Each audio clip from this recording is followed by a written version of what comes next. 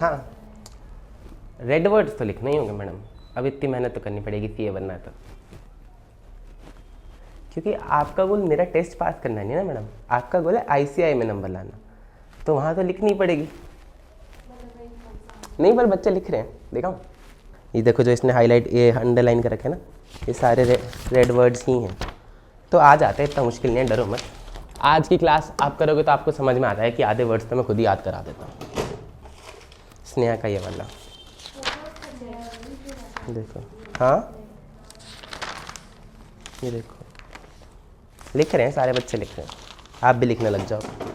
अभी पहली क्लास है ना, तो आपको ऐसा लगता है कि नया सब्जेक्ट है, कैसे लिखेंगे, और आप थोड़ा सुन के भी आए हो कि ऑडिट मुश्किल है। कल हमने कहाँ पे कहानी ख़त्म करी थी यार? एक तो तुम बोला करो यार, ऐसे मज़ा नहीं आता। कहानी कहाँ पे ख़त्म करी थी बताओ? बेनिफिट्स पे कहानी ख़त्म करी थी कि हमने समझाया था कि ऑडिट, सब आए थे गुरुजी के पास कि मदद करो, गुरुजी ने समस्या का समाधान दिया था कि ऑडिट करा लो, ऑडिट से सबको कुछ फ़ायदा होगा। तो यहाँ पे हमने कहानी ख़त्म करी थी, ठीक है। ऑडिट का मतलब हमने समझा था, फटाफट बोलो ऑडिट का मतलब क्या था? हाँ, इंडिपेंडेंट एग्जामिनेशन करेगा। हिंदी में बताओ करेगा क्या एग्जैक्टली जाके?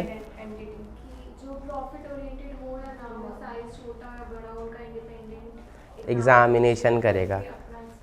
इंडिपेंडेंट एग्जामिनेशन का मतलब जो ऑडिटर है उसका कोई इंटरेस्ट नहीं होना चाहिए। एग्जामिनेशन का मतलब चेक करेगा, ठीक है, चेक करेगा। अब एक बात बताओ, कुछ लोग थे जिन्होंने फ्रॉड नहीं किया, लेकिन कुछ लोग जिन्होंने फ्रॉड किया उनकी भी ऑडिट होगी अगर उनकी एंटिटी लिस्टेड है, उन्होंने पैसे उठा रखे हैं मार्केट से। मैंने समझाया था आपको कि ऑडिट मैंडेटरी होती है कुछ कंपनीज़ के लिए जिनकी एंटिटीज़ लिस्टेड है, ठीक है। तो अब ऑडिटर ऑडिट करने गया एक लिस्टेड एंटिटी का, उन्होंने कर रखा फ्रॉड, ठीक है। तो ऑडिटर जाके दरवाजे पे कर रहा नॉक नॉक कि सर ऑडिट करने आया हूँ मैं। कह रहा आज नहीं कल आना, आज मौसम अच्छा नहीं लग रहा। ऑडिटर 100 किलोमीटर दूर से गाड़ी चला के आया था इनकी ऑडिट करने, कह रहा आज नहीं कल आना। ऑडिटर कह रहा चलो कोई बात नहीं कल आते हैं। ऑडिटर अगले दिन फिर गया, सर नॉक नॉक हम आपकी ऑडिट करने आए। कह यार आज नहीं, आज कमर में थोड़ा दर्द है, आज ऑडिट मत करो कल करना। ऑडिटर फिर वापस गया, ऑडिटर फिर तीसरे दिन गया, फिर कह रहा सर नॉक नॉक ऑडिट करा लो, अब तो 3 दिन से आ रहा हूँ। कह रहा यार आज मन नहीं है। तो ऐसे चलेगा क्या? जिस इंसान ने फ्रॉड करा होगा वो ऑडिट करने देगा क्या? वो ऑडिट करने देगा ही नहीं, ठीक है। तो हमने कुछ रिस्पॉन्सिबिलिटीज़ लगाई कि भाई ऑडिट करने से पहले ऑडिटर मैनेजमेंट से अग्री करेगा कि आपकी कुछ रिस्पॉन्सिबिलिटी है, अगर आप इन बातों पे अग्री करते हो तो हम ऑडिट करेंगे, ठीक है। ऑडिटर को ऑडिट उनने घुसने दिया दया करके, चलो भाई 3 दिन से आ रहा है, बेचारा थक गया होगा, आ जाओ अंदर बैठा दिया, चाय कॉफ़ी पिला दी। ऑडिटर कह रहा है सर फाइनेंशियल स्टेटमेंट्स लाओ मैं चेक करता हूँ। कह रहा है फाइनेंशियल स्टेटमेंट्स? सर आप सीए हो, आपको सब आता, आप बना लो। तो क्या ये बात सही है? नहीं ना, फाइनेंशियल स्टेटमेंट्स तो प्रोवाइड करानी पड़ेगी। ऑडिटर का काम क्या है? चेक करके बताना कि फाइनेंशियल स्टेटमेंट सही है क्या नहीं है। तो रिस्पॉन्सिबिलिटी रहेगी मैनेजमेंट की कि कम से कम आप फाइनेंशियल स्टेटमेंट्स तो प्रोवाइड कराओ हमें, ठीक है। तो सबसे पहली बात हम क्या एग्री करेंगे मैनेजमेंट के साथ कि फाइनेंशियल स्टेटमेंट कौन देगा? आप हमें दोगे। मैनेजमेंट बनाएगी फाइनेंशियल स्टेटमेंट और ऑडिटर को देगी, ठीक है। चलो मैनेजमेंट ने कहा कि ठीक है सर हम बना देंगे फाइनेंशियल स्टेटमेंट, आप 4 दिन बाद आना। ऑडिटर 4 दिन बाद आया, मैनेजमेंट ने अंदर भी बुलाया, चाय भी पिलाई और फाइनेंशियल स्टेटमेंट भी दे दी। फाइनेंशियल स्टेटमेंट क्या होती है? फाइनेंशियल स्टेटमेंट में आता क्या क्या है? P&L, balance sheet. तो मैनेजमेंट लाई एक पन्ना प्रिंट आउट से निकाल के बैलेंस शीट का और एक लाई P&L का, ठीक है। उनने दे दिया, कह रहा सर कल ऑडिट साइन करके जाओ। ऑडिटर कह रहा है ऐसे कैसे ऑडिट कर लो? हम चेक करेंगे तो क्या चेक करेंगे? प्लस माइनस थोड़ी चेक करेंगे कि ठीक है क्या नहीं है। हम चेक करेंगे कि भाई टर्नओवर तुमने जितनी लिखी है उतनी असल में है भी क्या नहीं है। तो लाओ बिल लाओ, लाओ इन्फॉर्मेशन लाओ, डॉक्यूमेंट्स लाओ। कह रहे सर ये तो हमारी अंदर की इन्फॉर्मेशन है, हम आपको कैसे देते हैं? ये ऐसी कोई बात नहीं हुई थी हमारी बात हुई थी, याद करो 4 दिन पहले, कि फाइनेंशियल स्टेटमेंट हम बनाएंगे। तो कह रहा भाई चेक कैसे करूँगा, इन्फॉर्मेशन तो दो, ठीक है। तो दूसरी चीज़ हम मैनेजमेंट के साथ अग्री करेंगे, मैनेजमेंट हमें सारी इन्फॉर्मेशन प्रोवाइड करे, ठीक है। अब हम मैनेजमेंट के साथ लड़े, हमने कहा कि नहीं हमें इन्फॉर्मेशन चाहिए वरना हम साइन कर देंगे कि तुम्हारी फाइनेंशियल स्टेटमेंट गलत है। हमने धमकी दी तो मैनेजमेंट डर गए। तो मैनेजमेंट ने अपने पियोन को फ़ोन लगाया, ठीक है। मैनेजमेंट ने कहा सुन ऐसी है, ऐसी बात है, जितनी भी फाइलें पड़ी हैं पुरानी उठा के इसकी टेबल पर रखते, जितनी कंपनी में सारी फाइलें उठा के इसकी टेबल पर रखते, ठीक है। करता रहेगा ये अपने आप चेक, और मैं जा रहा हूँ कैबिन में, इसको मुझसे मिलने मत दियो। ऑडिटर के पास पियोन लाया, ऐसे फाइलें उठा के, सर लो, उनने इतनी सारी फाइलें रख दी। अब आप पहले तो फाइल देख कर डर गए, इतनी फाइलें कैसे चेक होंगी, फिर भी आपने चलो थोड़ी हिम्मत करके फ़ाइल खोली, बिल्स निकाले, चेक करने लगे। आपने कहा सबसे पहले परचेज़ उठाते हैं, ठीक है। परचेज़ लिखा हुआ है 10 लाख का, आपने बिल निकाले, आपने सोचा ये 4 ट्रांजेक्शन के बिल उठाते हैं, उस 4 में से आपको 2 ही बिल मिले, 2 बिल मिले ही नहीं। अब आप पियून से कह रहे हो भाई और फाइलें लेके आ, कह रहा साहब जितनी थी सारी फाइलें ले दी, अब मैं सिर्फ आपके लिए पानी ला सकता हूँ, आपको चाहिए तो बताओ। कह रहा बिल तो पूरे दो, अगर तुम बिल पूरे नहीं दोगे तो मैं चेकिंग कैसे करूँगा, ठीक है। तो हमने फिर मैनेजमेंट के पास फ़ोन लगाया कि भाई सारी फाइलें नहीं लेके आ रहे, अब हमारा दिमाग ख़राब हो रहा है, हम साइन कर देंगे तुम्हारी फाइनेंशियल स्टेटमेंट गलत है। तो फिर मैनेजमेंट ने पियोन को फ़ोन लगाया कि भाई वो जो छुपा रखी है ना चुहे वाली कोठरी में किताबें, वो भी ला दे इसको, ये नहीं मानेगा ऐसे। तो पियोन और थोड़ी सी किताबें लेके आया, ठीक है, इतनी सारी किताबें लेके आया। अब हमने पहले मैनेजमेंट से इन्फॉर्मेशन ली, फिर बिल नहीं मिले तो हमने और एडिशनल इन्फॉर्मेशन ली, ठीक है। अब आपको 2 बिल और मिल गए जो आपके बाकी थे, ठीक है, लेकिन एक बिल का अमाउंट मैच नहीं कर रहा। बिल पे लिखा हुआ है 1 लाख, फाइनेंशियल स्टेटमेंट में लिखा हुआ है 4 लाख। अब आप क्या करोगे, या तो आप बोलोगे कि गलत है, या फिर आप सोचोगे कि एक बार मैं पूछ लूँ मैनेजमेंट से कि क्या माजरा है, क्या पता बिल की वैल्यू ऊपर नीचे हो गई और अमेंडमेंट ना करी हो इन्होंने, रह गई हो, एक्चुअल ट्रांजैक्शन 4 लाख की ही हो। तो आप गए परचेज डिपार्टमेंट के हेड के पास, ठीक है, वो हम अंदर अपने कैबिन में बैठा है शीशे वाले में, आप नॉक नॉक कर रहे हो, वो आपको देख रहा है, अपने कंप्यूटर में काम करने लग गया। आप तेरे सर खोलो ना, हम ऑडिटर हैं, वो आपको देख रहा है अपने कंप्यूटर में काम करने लग गया, आपको फुल इग्नोर मार रहा है। इतना इग्नोर तो लड़की भी नहीं मारती लड़कों को जितना वो आपको कर रहा है। तो आपने फिर मैनेजमेंट के पास फ़ोन मिलाया कि सर अब ना ज़्यादा ही हो रहा है आपकी ऑर्गेनाइजेशन का, तो अब मुझे अनरिस्ट्रिक्टेड एक्सेस चाहिए। अनरिस्ट्रिक्टेड एक्सेस का मतलब कि कोई मुझे रोका टोकी ना करे उन लोगों तक जाने में जहाँ से मैं ऑडिट एविडेंस ले सकता हूँ, जिनसे मुझे ऑडिट एविडेंस चाहिए। एक्सेस का मतलब समझते हो आप, पहुँच, अनरिस्ट्रिक्टेड एक्सेस कि बिना किसी रोक टोक के उन लोगों तक पहुँच, ठीक है। तो हमने मैनेजमेंट के साथ क्या एग्री किया, सबसे पहले नहीं, उससे भी पहले फाइनेंशियल स्टेटमेंट्स आप बनाओगे, हम नहीं बनाएंगे। फिर सारे रिकॉर्ड्स, ऑल इन्फॉर्मेशन आप हमें दोगे। फिर जब हमें 2 बिल नहीं मिले तो एडिशनल इन्फॉर्मेशन हमें दोगे, और लास्ट में अनरिस्ट्रिक्टेड एक्सेस दोगे उन लोगों तक जिनसे ऑडिट एविडेंस ऑब्टेन करना ज़रूरी है, ठीक है। हमने अग्री कर लिया मैनेजमेंट के साथ कि आप हमें सारी इन्फॉर्मेशन दोगे, एडिशनल इन्फॉर्मेशन दोगे और अनरिस्ट्रिक्टेड एक्सेस दोगे। अब मान लो तुम तो शरीफ ऑडिटर थे, कोई शैतान ऑडिटर हो, वो जाके कहे कि ये सारी बातें अग्री हैं, एडिशनल इन्फॉर्मेशन के नाम पे पियोन को बोले देख उस मैडम का नंबर ला के देना, बहुत सुंदर लगे। तो एडिशनल इन्फॉर्मेशन सिर्फ उतनी ही जितनी relevant to the purpose of audit है, ठीक है। सिमिलरली कह रहा तू नंबर नहीं ला के देगा मेरे को, पियोन कह रहा है सर ये थोड़ी एडिशनल इन्फॉर्मेशन में होता है, कह रहा तो मेरे पास अनरिस्ट्रिक्टेड एक्सेस है, मैं खुद जाके ले लूँगा, ऐसे कैसे रोक लोगे मुझे, मैं ऑडिटर हूँ। तो अनरिस्ट्रिक्टेड एक्सेस भी सिर्फ उन्हीं लोगों तक जिनसे ऑडिटर को ऑडिट एविडेंस मिल सकता है, समझे।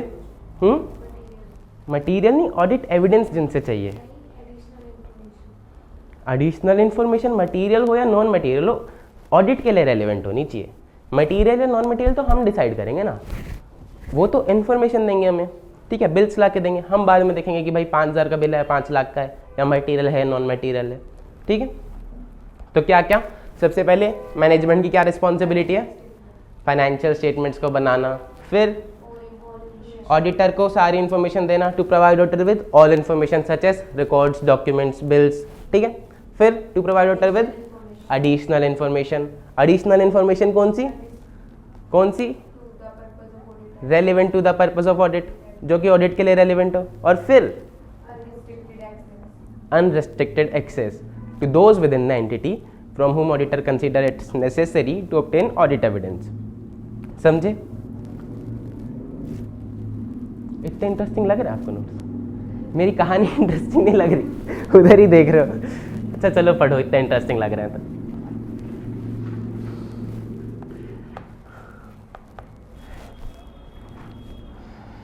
इसको हम बोलते हैं प्रेमाइसेस, यानी कि बेसिस, जिस बेसिस पे कुछ चीज़ें, मतलब जिस बेसिस पे ऑडिट स्टार्ट होगा, यानी कि रिस्पॉन्सिबिलिटीज ऑफ मैनेजमेंट जब मैनेजमेंट अग्री करेगी तब हम ऑडिट स्टार्ट करेंगे, ठीक है।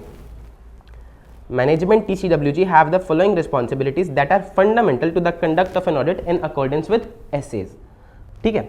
मैनेजमेंट और TCWG की कुछ रिस्पॉन्सिबिलिटीज है that are fundamental to the conduct of audit, audit के कंडक्ट करने के लिए, जो कि फंडामेंटल है ताकि ऑडिट एसेज के अकॉर्डिंग कंडक्ट की जा सके। सबसे पहली, हाँ आएंगे, इस पे भी आएंगे, 2 मिनट रुको बस। TCWG और मैनेजमेंट एक ही लगा लो आप अभी के लिए, ठीक है। इसको पढ़ते हैं।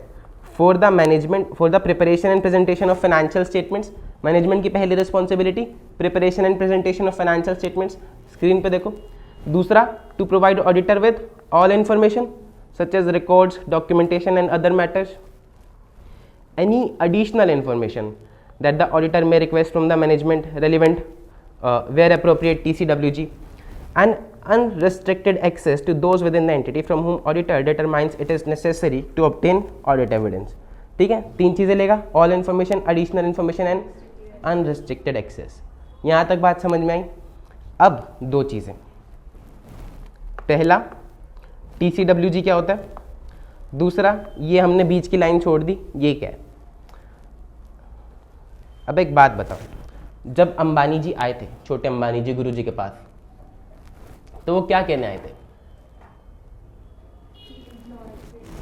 एम्प्लॉयज़ पे ट्रस्ट नहीं हो रहा। उन्होंने अपनी समस्या समझाई कैसे थी कि सर मेरी कंपनी इतनी बड़ी, ब्रांचेज इतनी ज़्यादा, हर गली हर कूचे में मेरी ब्रांच, मैं रिलायंस का मालिक, मैं हर किसी पर नज़र कैसे रखूं, मैं हर किसी का काम जाके कैसे चेक करूं, ठीक है। तो कुछ लोग होते हैं कंपनी में जो डेली बेसिस का काम करते हैं। अब जैसे बड़े अंबानी जी हैं, आपको स्क्रीन पे दिख रहे हैं, इन्होंने रिलायंस को इतना बड़ा कर दिया। क्या क्या करा इन्होंने रिलायंस के साथ, सब, रिलायंस एक तेल की कंपनी थी, तेल बेचने वाली। मैंने आपको कहानी सुनाई थी ना कि उन्होंने तेल बेचने की फर्म इस्टेब्लिश करी। तो रिलायंस तेल बेचने वाली कंपनी से आज क्या क्या करती है, डाइवर्सिफाई कर दिया। क्या क्या खोला, सब कुछ ही खोल दिया। सबसे पहले तो जियो खोल दिया, ठीक है, टेलीकॉम में घुस गए, और क्या खोल दिया, रिलायंस ट्रेंड्स खोल दिया, रिलायंस ज्वेल्स खोल दिया, रिलायंस फ्रेश खोल दिया, कपड़े भी बेचने लगे, ज्वेलरी भी बेचने लगे, खाने पीने का सामान भी बेचने लगे, सब कुछ ही बेचने लगे, ठीक है। तो ये सब सोचने की जिम्मेदारी किसकी है, अंबानी जी की। डिसीजन मेकिंग अंबानी जी की। इसको हम बोलते हैं स्ट्रैटेजिक डायरेक्शन देना, कि मेरी कंपनी को मैं और बड़ा कैसे करूं, या मेरी कंपनी को मैं कहाँ लेकर जाऊं आगे। ये होती है कंपनी को स्ट्रैटेजिक डायरेक्शन देना। और स्ट्रैटेजिक डायरेक्शन का काम करती है TCWG। TCWG की फुल फॉर्म होती है दोज चार्ज विद गवर्नेंस, जो पूरी कंपनी की गवर्नेंस देखते हैं। जैसे देश को गवर्नमेंट देखती है, ऐसे कंपनी की भी एक गवर्नेंस होती है जो सब कुछ देखती है। मतलब कॉर्पोरेट लेवल वाले कह सकते हैं ना। अब देखो मैनेजमेंट और TCWG में फ़र्क क्या है। अब एक बात बताओ, रिलायंस ट्रेंड्स है, रिलायंस फ्रेश है, यहाँ पर डेली के इतने सारे कस्टमर्स आते हैं हर शहर में, ठीक है, सबके मिलाएंगे तो इतनी सारी ट्रांजैक्शन हो जाएगी। अब इन्हें डेली कुछ ना कुछ खरीदना है, डेली कुछ ना कुछ बिकता है इनका, डेली इनको क्रेडिटर्स को पैसे देने हैं, डेली इनके डेटर्स से पैसे आते हैं, ठीक है, लॉजिस्टिक्स भी देखना है, सप्लाई चेन भी देखनी है, बिजली का बिल भी भरना है। तो ये सारी चीज़ें क्या अंबानी जी करेंगे। इसके लिए अलग अलग डिपार्टमेंट के हेड हैं जो अपने डिपार्टमेंट के लिए डिसीजन ले सकते हैं। फॉर एग्जाम्पल, अगर किसी सामान का प्राइस बढ़ गया कि आज भिंडी 12 रुपये से 15 रुपये किलो हो गई, तो अब अंबानी जी थोड़ी डिसाइड करेंगे कि आज भिंडी रिलायंस फ्रेश में आएगी कि नहीं आएगी, नहीं करेंगे ना, परचेज डिपार्टमेंट करेगा। मान लो प्याज 10 रुपये से 100 रुपये किलो हो गए, तो परचेज डिपार्टमेंट ये तय करेगा कि उस प्याज को आज अपने स्टॉक में रखना है कि नहीं रखना है। तो ये जो सारे डिसीजंस होते हैं डेली के, काम संभालने के, काम करने के, वो लेती है मैनेजमेंट। लेकिन जो डिसीजंस हैं कि भाई अब रिलायंस को जियो खोलनी है, जियो फाइनेंस लाना है, जियो टीवी लाना है, और रिलायंस ट्रेंड्स खोलना है, रिलायंस ज्वेल्स खोलना है, ये सारे डिसीजंस लेती है TCWG, those charge with governance. Reliance के केस में TCWG कौन हुए, बड़े अंबानी जी, ठीक है, इनके सर पे ताज। और अगर मान लो रिलायंस ने कल को कुछ गड़बड़ करी, आप रिलायंस फ्रेश में गए, आपने सामान खरीदा, वो सामान जहरीला निकला, तो आप गर्दन किसकी पकड़ोगे, स्टोर मैनेजर की? नहीं, आप बोलोगे अंबानी जी सामान ही खराब बेचते हैं। तो अकाउंटेबिलिटी किसकी होती है, TCWG की। नाम किसका होता है, TCWG की, ठीक है। और हम एज एन ऑडिटर जब फाइनेंशियल स्टेटमेंट चेक करने जाएंगे अगर हमें कोई फाइनेंशियल स्टेटमेंट नहीं देगा, जब हम फ्रॉड वाली कंपनी में फाइनेंशियल स्टेटमेंट चेक करने गए तो हम किससे पूछ रहे थे बार बार कि सर इन्फॉर्मेशन नहीं दे रहा, सर और बिल नहीं ला के दे रहा, हम पूछ रहे थे TCWG से। तो TCWG की रिस्पॉन्सिबिलिटी थी पूरी फाइनेंशियल रिपोर्टिंग की प्रोसेस को देखना, ठीक है, फाइनलाइज करके ऑडिटर को देना। अब पढ़ेंगे TCWG क्या है, द पर्सन और organisation, example with a corporate trustee with the responsibility for overseeing the strategic direction of the entity, obligation related to the accountability. Strategic direction समझ में आ गया आपको कि अब जियो खोलना है, अब रिलायंस ट्रेंड्स खोलना है। अकाउंटेबिलिटी समझ में आ गया कि किसका कॉलर पकड़ा जाएगा अगर कल को सामान खराब निकला तो। और this includes overseeing the financial reporting process, पूरी फाइनेंशियल रिपोर्टिंग प्रोसेस की जिम्मेदारी किसकी, TCWG की, ठीक है। फॉर सम एंटिटीज TCWG में include management personal, example executive members of a governance board of a private और पब्लिक सेक्टर एंटिटी। इसका मतलब ये है कि कुछ एंटिटीज़, जैसे मान लो आपने शार्क टैंक देखा है, शार्क टैंक में क्या करते हैं लोग, अपना बिजनेस लेके आते हैं कि भाई सर मैं ये करता हूँ, मैं इतने साल से ये कर रहा हूँ और अब मैं अपने बिजनेस को बड़ा करना चाहता हूँ तो मुझे पैसे दे दो। तो वो आदमी जो अपने बिजनेस को बड़ा करना चाहता है वो क्या हुआ, TCWG हुआ कि मैनेजमेंट हुआ। लेकिन उसके पास एम्प्लॉयज़ है ही नहीं, वही तब से अपना काम कर रहा है, उसके पास 4 तो एम्प्लॉयज़ हैं, वही सब कुछ देखता है कि भाई परचेज कब करनी है, सेल्स कब करनी है, सेल्स किसको करनी है, कस्टमर कहाँ से लाना है, क्रेडिटर को पैसे कब देने हैं। तो मैनेजमेंट कौन हुआ, तो वही मैनेजमेंट हुआ, वही TCWG हुआ। तो छोटी एंटिटीज़ में या कुछ एंटिटीज़ में मैनेजमेंट और TCWG सेम भी हो सकते हैं, ठीक है। जैसे इन्होंने बताया कि प्राइवेट और पब्लिक सेक्टर एंटिटीज़ और एन ओनर मैनेजर, जो ओनर भी खुद ही है स्टोर का और मैनेजर भी खुद ही है स्टोर का, ठीक है। तो वहाँ पर TCWG और मैनेजमेंट सेम हो सकते हैं। आपको इसमें से कुछ पूछना, पढ़ लो एक बारी।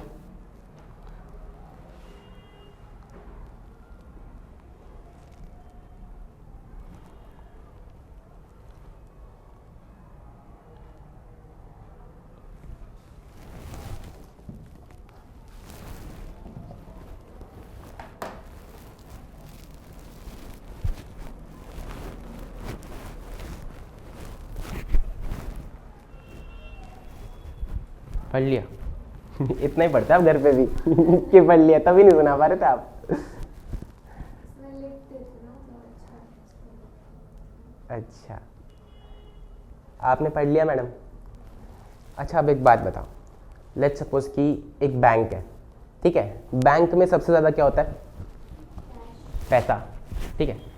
अब HDFC बैंक है, उसका मालिक उदय कोटक, मतलब सॉरी वो तो कोटक बैंक का है, HDFC का जो भी मालिक है वो तो नहीं देख रहा हर एक ब्रांच में जाके कि भाई कैश को कोई चोरी तो नहीं कर रहा, लेकिन कैश तो चोरी हो सकता है क्योंकि उसकी तो डायरेक्ट नज़र है ही नहीं। तो कैसे बचाएंगे कैश को चोरी होने से, गार्ड्स ने चोरी कर लिया तो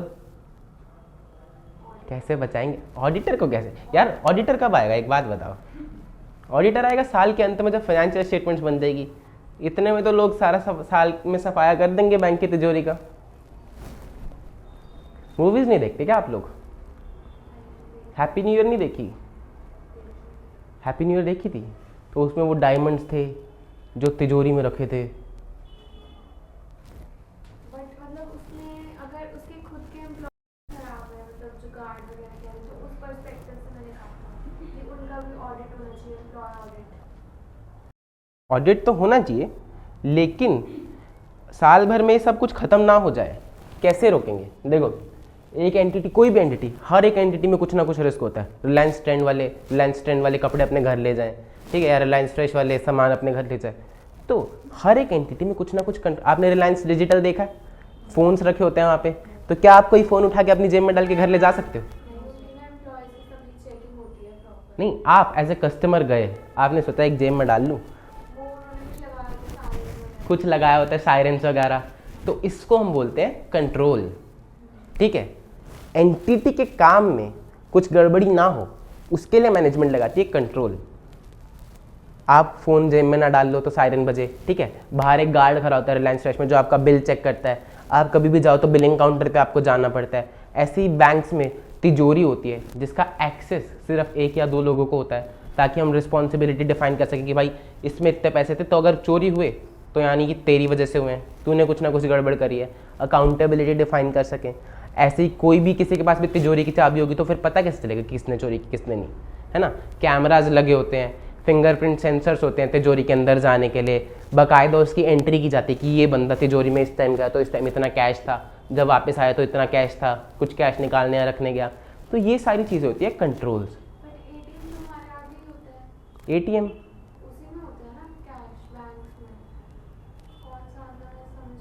मैम कैश एक बैंक की ब्रांच है, ठीक है, बैंक की ब्रांच में बहुत सारे लोग आते हैं, कुछ लोग पैसे जमा कराने, कुछ लोग निकालने, और एक होता है एटीएम। एटीएम होता है जो सड़क सड़क पे लगा होता है, गली गली में। तो बैंक के अंदर एक तिजोरी होती है जहाँ पर वो अपना सारा कैश रखते हैं, ठीक है। डेली जब एम्प्लॉयज़ के पास कैश जमा होता है तो हर एक, ये साइड में बैंक भी और एटीएम भी दोनों चीज़ें हैं। यहाँ पर एम्प्लॉयज़ के पास आप कैश जमा कराओगे तो आपको पर्ची दी जाती है कि भाई इतने की रिसीट होगी तेरी, वही पर्ची चेक करी जाती है कि भाई इस एम्प्लॉय ने इतना कैश शाम को जमा कराया कि नहीं कराया, जितनी पर्चियाँ थी, ताकि अकाउंटेबिलिटी सेट की जा सके, ठीक है। तो ये सब होते हैं कंट्रोल्स। और ये क्यों लगाए जाते हैं? ताकि ट्रांजैक्शन सही हो और फाइनेंशियल स्टेटमेंट सही बन सके। कस्टमर ने कैश तो जमा कराया 1 करोड़, बीच में से कुछ एम्प्लॉयज़ ने निकाल लिया, तो फाइनेंशियल स्टेटमेंट में अगर हम 1 करोड़ लिखेंगे तो वो सही नहीं रहेगा, क्योंकि कुछ तो चोरी हो गया। इसीलिए हम कंट्रोल्स लगाते हैं ताकि हमारी फाइनेंशियल स्टेटमेंट में जो भी एंट्रीज हैं वो सही हो सके और हमारा काम सही से चलता रहे। कंट्रोल सबसे पहले तो हम डिज़ाइन करेंगे कि भाई किस तरह का कंट्रोल लगाने की गार्ड रखने हैं, तिजोरी की चाबी, कैमराज, लेज़र बीम, इस तरह के कंट्रोल्स, ठीक है, किस तरह के कंट्रोल्स लगाने चाहिए। फिर हमने सोच लिया कि भाई कार्ड्स भी रखेंगे, चाबी भी लगाएंगे और कैमरा भी रखेंगे।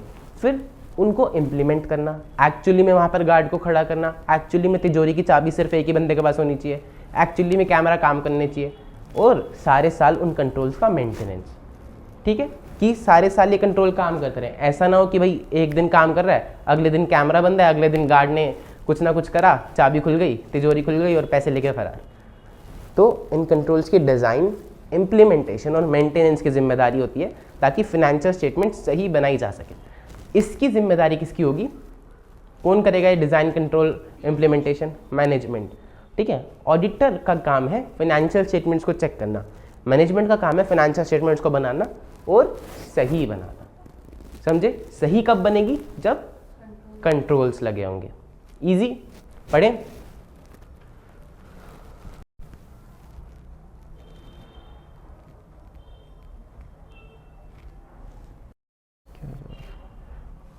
Page number last second.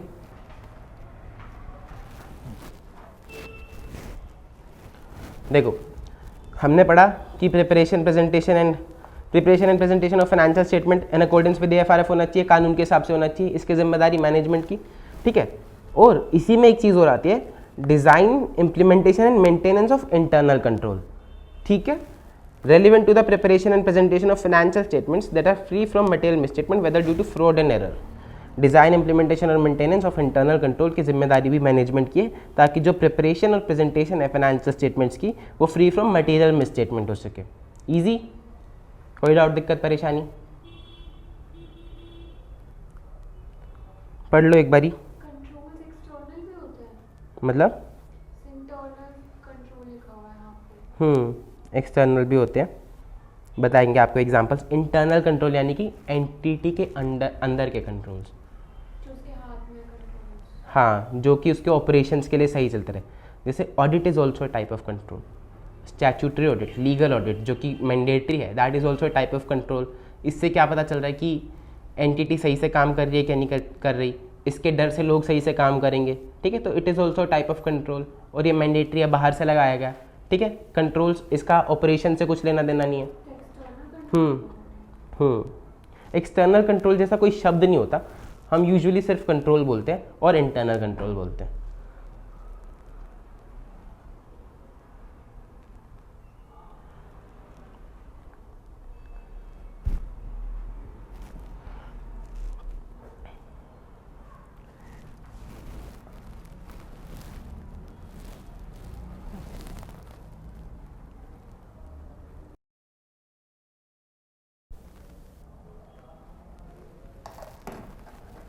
अच्छा, अब सुनो, हमने कहानी सुनी, कहानी में थी एक समस्या कि भाई सब लोगों को ट्रस्ट इश्यूज थे, फिर एक समाधान आया कि ऑडिट करा लो, तो सबके ट्रस्ट इश्यूज सॉल्व हो गए। बैंकर के भी सोल्व हो गए, गवर्नमेंट को भी फ़ायदा हो गया, सबको फ़ायदा हो गया, ठीक है। तो अब सभा तो बैठा रखी थी, अब सभा ऐसे बने समाधान लेके चली जाए ऐसा तो होता नहीं, कोई ना कोई कुछ ना कुछ तो बोलेगा। तो शेयर होल्डर्स बोले किसने फ्रॉड किया था, विजय माल्या का, वो तो चला गया। तो अब एक और बंदा खड़ा था वहाँ पे, अंबानी जी, वो भी आए थे समस्या का समाधान। तो शेयर होल्डर्स बोले देख रहे हो अब कराएंगे ऑडिट, मेरा ऑडिटर आएगा, मेरा ऑडिटर ज़रूर आएगा और तुम्हारे कान के नीचे 2 लगाएगा, अब तुम करके दिखाओ फ्रॉड। सारी फाइनेंशियल स्टेटमेंट्स तुमसे निकलवाएगा, सारी इन्फॉर्मेशन तुमसे निकलवाएगा, चाहे तुम सोफे के नीचे छुपाना, चाहे तुम दीवार के अंदर छुपाना, ठीक है। सारे सोफे फाड़ देगा, सारी दीवारें तोड़ देगा, लेकिन सारी फाइनेंशियल इन्फॉर्मेशन लेगा और ऑडिट करेगा और हमारे पैसे सेफ रहेंगे। आपने देखा है फिल्मों में कि एक बंदा आता है, सब कुछ तोड़ फोड़ मचा देता है, सारी फाइनेंशियल इन्फॉर्मेशन चाटे मारता है, इन्फॉर्मेशन निकलवाता है, ठीक है। तो ये सुन के अंबानी जी डर गए। अंबानी जी ने गुरुजी के सामने हाथ जोड़ लिए कि गुरुजी फ्रॉड तो माल्या ने किया था, वो तो मजे कर रहा है, उसकी सजा आप मुझे दोगे। सारे सोफे वोफे कल ही लगवाए हैं, अब ऑडिटर आके फाड़ देगा तो इतने पैसे तो है नहीं मेरे पास कि मैं दोबारा लगवाऊँ सारी जगह सोफे वोफे, सारी दीवारें दोबारा बनाऊँ। तो ऐसा मत करो गुरुजी, सारी सजा हमें मत दो। तो आप एक बात बताओ, क्या ऑडिटर ऐसा करेगा, ज़बरदस्ती इन्फॉर्मेशन निकलवाएगा? नहीं निकलवाएगा। अगर मैनेजमेंट ना दे इन्फॉर्मेशन तो फिर वो तब कर सकते, मतलब तो चाकू ले सकते हैं। जीएम में मेंशन कर सकते हैं कि भाई ऐसे ऐसे उन्होंने किया है और मैंने अपनी इंटेलिजेंस से जो जो बताया वो कम्प्लीटली एक्यूरेट नहीं है, 80%। आपका क्या ओपिनियन है मैडम? आप भी ऑडिटर बनने वाले हो, दे दो ओपिनियन। कहते हम तो नहीं मान रहे, सारी इन्फॉर्मेशन नहीं देगा तो बोलो। अच्छा, तो गुरुजी के पैर पकड़ लिए अंबानी जी ने कि ऐसा मत करो, मेरे साथ सजा मत दो मुझे, ठीक है। तो गुरुजी कह रहे कि भाई खड़ा हो जा, वो जो आते हैं वो तेरे पास नहीं आएंगे, हम ऑडिटर हैं, हम तमीज़ वाले लोग हैं, हम ऐसे कान के नीचे नहीं लगाएंगे, ठीक है। वो जो लोग आते हैं वो आते हैं इन्वेस्टिगेशन करने। इन्वेस्टिगेशन तब कराई जाती है जब हमें शक होता है कि भाई फ्रॉड तो किया है और हमें एविडेंस चाहिए कि भाई सामने वाले ने फ्रॉड किया है, तो यानी कि सामने वाला सीधी तरह से तो बात करेगा नहीं, कुछ ना कुछ उसके साथ करना पड़ेगा। लेकिन यहाँ पर तुम्हारे पास ऑडिटर आएगा सिर्फ ये देखने के लिए कि आपने जो फाइनेंशियल स्टेटमेंट्स बनाई है वो सही है कि नहीं है, ठीक है। अगर सही होगी तो सही बताएगा, गलत होगी तो गलत बताएगा। वो ये सोच के थोड़ी आएगा कि अंबानी जी ने फ्रॉड किया। तो इन्वेस्टिगेशन हमेशा एक धारणा के साथ शुरू की जाती है कि भाई फ्रॉड हुआ ही है, लेकिन ऑडिट कभी किसी धारणा के साथ शुरू नहीं की जाती। इसको हम बोलते हैं इंग्लिश में प्री कंसीव्ड नोशन। नहीं, धारणा को, पहले से बनाई हुई धारणा को हम बोलते हैं प्री कंसीव्ड नोशन, ठीक है। नोशन का मतलब धारणा, प्री कंसीव्ड मतलब पहले से सोची हुई धारणा कि भाई हम जाहिर हैं कि भाई उसने फ्रॉड तो किया ही है, तो अब इससे निकलवानी है इन्फॉर्मेशन, सीधी तरह से तो ये नहीं देगा, ठीक है। सीधा आदमी होता तो फ्रॉड ही नहीं करता। लेकिन ऑडिटर जब आएगा तो वो ये सोच के आएगा कि फाइनेंशियल स्टेटमेंट्स मिलेगी, इन्फॉर्मेशन मिलेगी, कुछ गलती होगी तो देख लेंगे, कुछ एरर होगा तो पकड़ लेंगे और सही होगी तो सही बता देंगे, समझे, ठीक है। सो ऑडिट और इन्वेस्टिगेशन में मेन क्या फ़र्क हुआ? ऑडिट में तो सिर्फ सही और गलत देखना होता है और इन्वेस्टिगेशन में ऑलरेडी प्रिज्यूम करके जाती है कुछ गलत। इन्वेस्टिगेशन हमेशा एक प्री कंसीव नोशन के साथ होती है। इन्वेस्टिगेशन स्टार्ट होती है एक स्पेसिफिक पर्पस के साथ। ऑडिटर का काम सिर्फ इतना होता है कि चेक करे और ओपिनियन दे, चेक करे और ओपिनियन दे, ठीक है। देखो एक बारी पढ़ते हैं, audit versus investigation, page number है 4।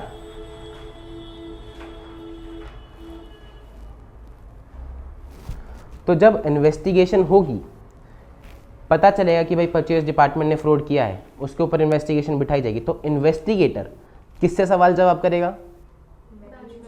मैनेजमेंट में परचेज डिपार्टमेंट से, ठीक है। परचेज डिपार्टमेंट के हेड से कि भाई तूने क्या किया। तो क्या वो सेल्स वाले को छेड़ेगा? क्या वो मैनेजमेंट के मार्केटिंग वाले को छेड़ेगा? नहीं, सिर्फ परचेज वाले को छेड़ेगा। तो इन्वेस्टिगेशन का स्कोप कैसा हुआ? कम, एक जगह, लिमिटेड, स्पेसिफिक, ठीक है। लेकिन वही ऑडिट फाइनेंशियल स्टेटमेंट्स में क्या क्या इंक्लूड होता है? एसेट भी, लायबिलिटी भी, प्रॉफिट भी, लॉस भी, ठीक है, सब कुछ इंक्लूड होता है। तो ऑडिटर क्या सेल्स वाले से बात करेगा?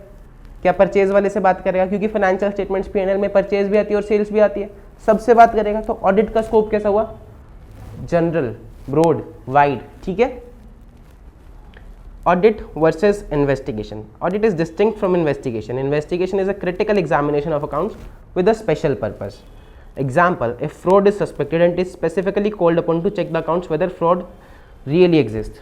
ठीक है, इन्वेस्टिगेशन हमेशा एक स्पेशल पर्पस के साथ शुरू होती है जब फ्रॉड सस्पेक्ट किया जाता है। हम चेक करने के लिए बताते हैं कि सच में है क्या नहीं है। ऑडिट का ऑब्जेक्टिव क्या है? To obtain reasonable assurance. जो फ्रॉड सस्पेक्ट करते हैं वो ऑडिटर्स ही होते हैं या वो मैनेजमेंट भी हो सकती है। अगर अंबानी जी को लग रहा है कि भाई ये रोहतक ब्रांच का मैनेजर मेरे साथ फ्रॉड कर रहा है, तो अंबानी जी इन्वेस्टिगेशन बिठा सकते हैं। बट अगर वो इन्वेस्टिगेशन बिठाते हैं तो जैसे आपने कहा कि वो ऐसे सोफे वगैरह फाड़ते तो उनकी एसेट ही डैमेज हो रही है, उनकी खुद की उनकी एसेट डैमेज हो रही है, लेकिन अगर वो फ्रॉड नहीं पकड़वाते तो उनका बहुत कुछ डैमेज हो जाएगा, उनकी रेपुटेशन डैमेज हो जाएगी। ठीक है, वो जो फ्रॉड के पैसे उस आदमी ने लिए हैं वो ज़्यादा ही लिए होंगे सोफे की कीमत से, तो वो पैसे जाएंगे, वो कभी वापस नहीं मिलेंगे। तो ये सारी चीज़ें होंगी, इसीलिए मैनेजमेंट भी इन्वेस्टिगेशन कराती है। कभी कभी सरकार भी कराती है, जब उसको लगता है कि भाई टैक्स की चोरी करी है इस कंपनी ने, तो सरकार को कोई मतलब नहीं है तुम्हारा कुछ भी डैमेज हो, तुमने चोरी। करवा लेते हैं। हाँ, करवा सकते हैं ना राइवल राइवल कैसे कराएगी यार? राइवल फर्म का क्या मतलब है हमारी कंपनी में फ्रॉड हो चाहे ना हो? ठीक है, ऑब्जेक्टिव क्या ऑडिट का? To obtain reasonable assurance. सामने स्क्रीन पे देखो, audit is never started with a preconceived notion. बात समझ में आती है कि पहले से कोई धारणा लेके नहीं चलते। फिर the scope of audit is general, whereas investigation का स्पेसिफिक एंड नैरो।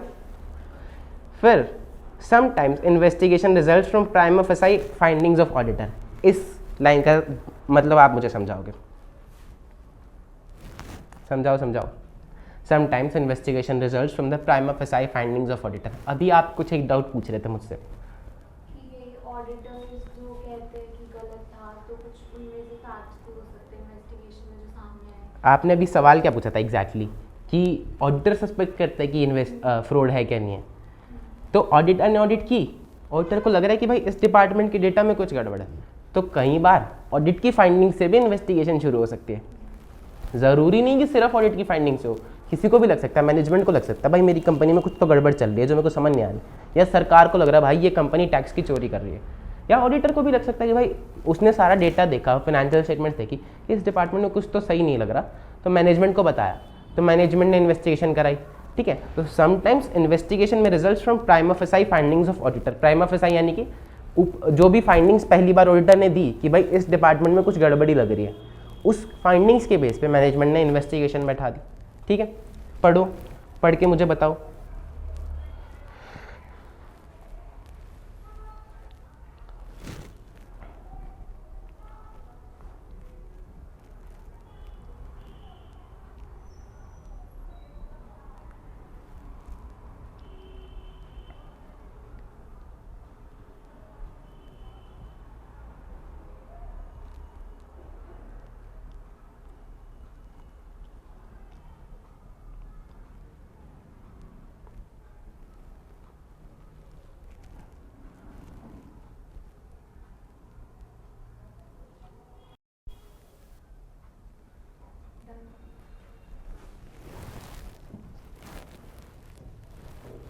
यार सॉरी, पता नहीं क्यों बार बार डिस्कनेक्ट हो जा रहा है। आज मैं इसका चेक कराता हूँ, इसको कल तक ठीक कर।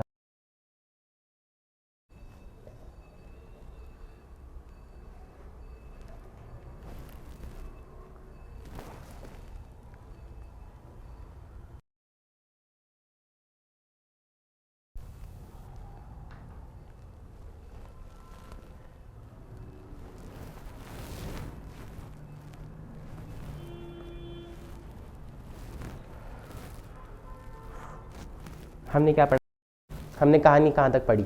हमने पढ़ा कि ट्रस्ट इश्यूज थे, हमने पढ़ा कि गुरुजी ने समाधान दिया, हमने देखा कि समाधान से सबको कुछ ना कुछ बेनिफिट हुआ। फिर शेयर होल्डर्स जो थे उन्होंने टोंट मारी अंबानी जी को कि डरा दिया कि अब ऑडिटर आएगा, सब कुछ तोड़ देगा, फाड़ देगा और एविडेंस निकाल लेगा। तो गुरुजी ने समझाया कि भाई ऐसे नहीं करेगा, हम सब भी लोग हैं, ऑडिटर अच्छा है, ठीक है, तुमसे प्यार से बात करेगा। तो अंबानी जी खुश, तो शेयर होल्डर्स कह रहे कि सर ऑडिटर इनसे इतने प्यार से बात करेगा तो ये फ्रॉड करने वाले लोग एविडेंस देंगे? हमें तो नहीं लगता। और फिर फ्रॉड पकड़ा नहीं जाएगा, फिर इन्हीं में से कोई मज़े करेगा दूसरे देश में जाके फ्रॉड करके हमारे पैसे पे, हैं?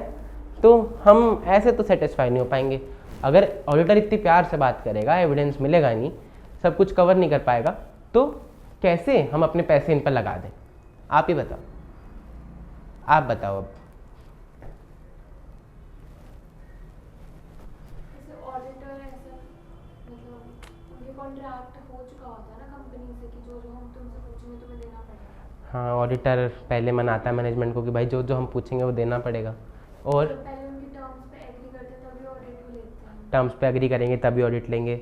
ठीक है, तो गुरुजी उनको समझाते हैं कि भाई देख, मैंने तुमको ये कहा है कि ऑडिटर प्यार से बात करेगा, मैंने ये थोड़ी कहा है कि कुछ छोड़ेगा या एविडेंस नहीं लेगा या वो नहीं देंगे तो ऑडिटर आ जाएगा वापस।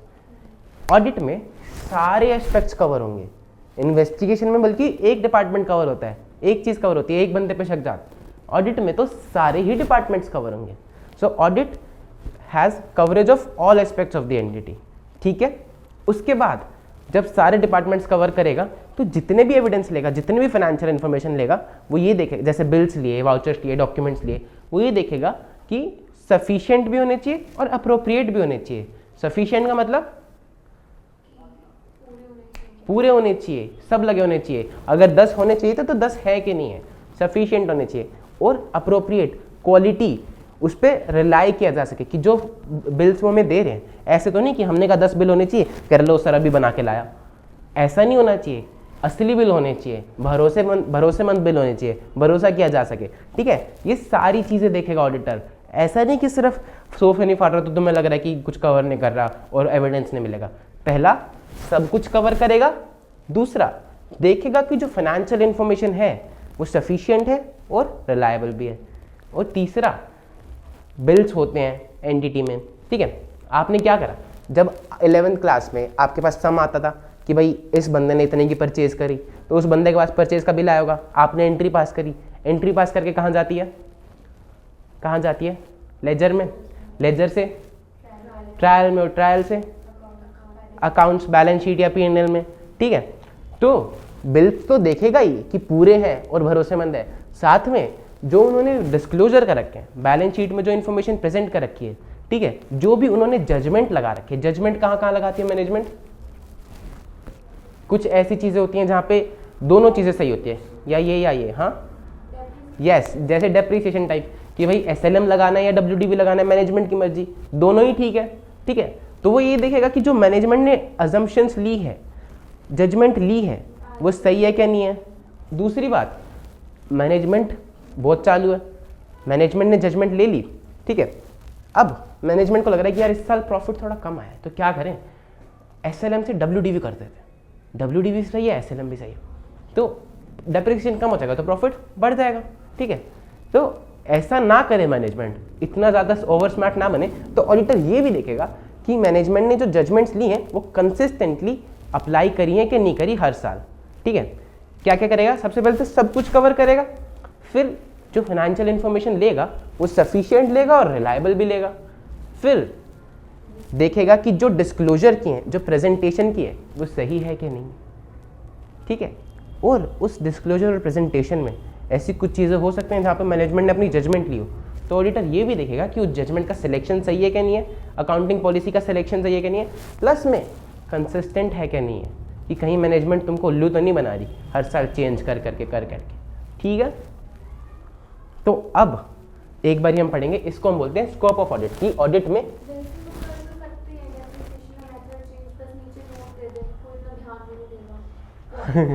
तो ऑडिटर अपनी रिपोर्ट में ध्यान दिलवाएगा ना। ऐसा ही नहीं होता मैडम कि आप हर साल डिप्रिसिएशन का मेथड चेंज कर रहे हो। हर साल नहीं, मतलब ऐसा लग रहा है कि इस साल कम ना, और हम 2-3 साल से सही कांस्टेंट यूज कर रहे हैं, तो इस साल अगर प्रॉफिट कम है तो आप डेप्रिसिएशन का मेथड चेंज नहीं कर सकते। आप डेप्रिसिएशन का मेथड तब चेंज कर सकते हो जब उसके पीछे कोई रीजनेबल अजम्पशन, कोई जजमेंट हो, कोई रीजनेबल कोई रीज़न हो।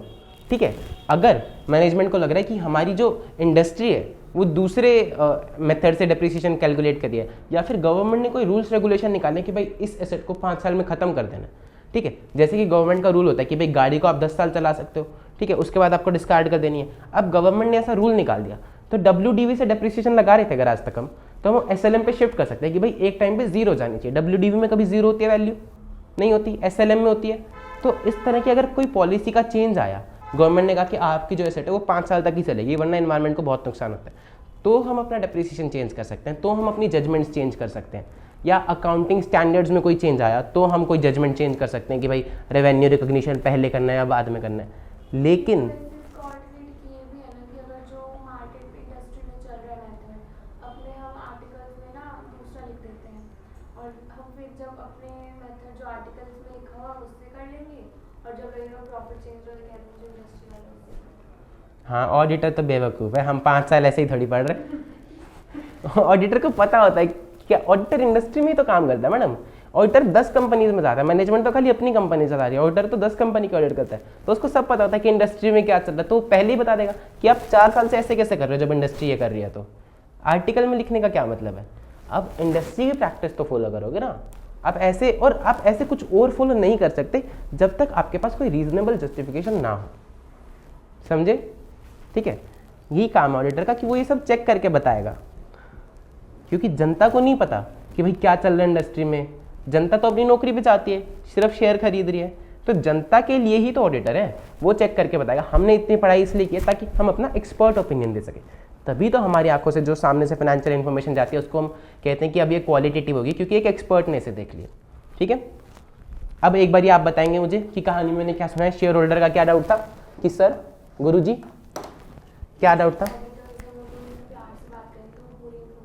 हाँ, अगर ऑडिटर इतनी प्यार से बात करेगा तो मैनेजमेंट तो शरीफ है ही नहीं, पूरी इन्फॉर्मेशन देगी नहीं। तो गुरुजी ने क्या समझाया था? 3 पॉइंट कि बाबू सारे एस्पेक्ट्स कवर करेगा ऑडिट, इन्वेस्टिगेशन में तो बल्कि एक होता है। ठीक है, फिर जो भी फाइनेंशियल इन्फॉर्मेशन लेगा वो देखेगा कि सफिशिएंट है और रिलायबल भी है, और लास्ट में फाइनेंशियल इन्फॉर्मेशन कहाँ जाती है? डिस्क्लोजर में, बैलेंस शीट में, P&L में। तो जो भी डिस्क्लोजर मैनेजमेंट ने किए हैं वो सही होने चाहिए, और जो भी जजमेंट मैनेजमेंट ने लगाई है उनका सिलेक्शन सही है कि नहीं है, और उनका जो एप्लीकेशन है वो कंसिस्टेंट है कि नहीं है साल दर साल। ठीक है, ये सब चीज़ें तुम्हें बताएगा ऑडिटर। पढ़ेंगे एक बारी फटाफट।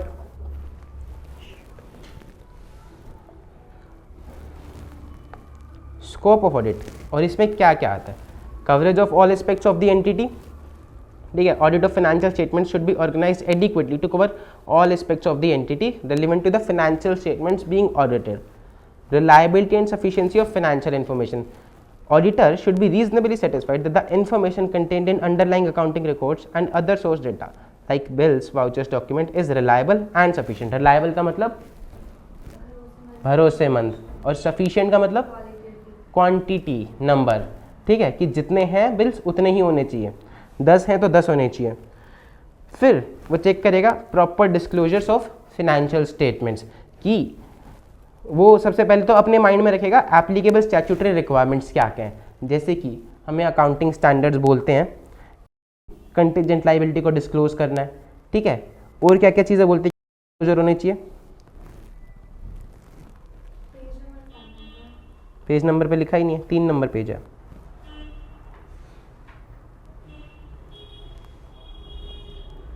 लो बोलता है कि अगर आपके ऊपर कोई केस चल रहा है जो कल को आपको हार सकते हो, कोई कंटीजेंट लायबिलिटी है तो वो आपको डिस्क्लोज करनी है। ठीक है, कोई भी ऐसा रूल्स एंड रेगुलेशन का चेंज है तो वो आपको डिस्क्लोज करना है, कोई भी आप जजमेंट में चेंज कर रहे हो तो वो आपको डिस्क्लोज करना है। तो ये सारी चीज़ें सबसे पहले तो वो देखेगा कि आप स्टैट्यूटरी रिक्वायरमेंट्स जो है, लॉ की जो रिक्वायरमेंट्स है वो कंपनी सारी फुलफिल कर रही है कि नहीं कर रही।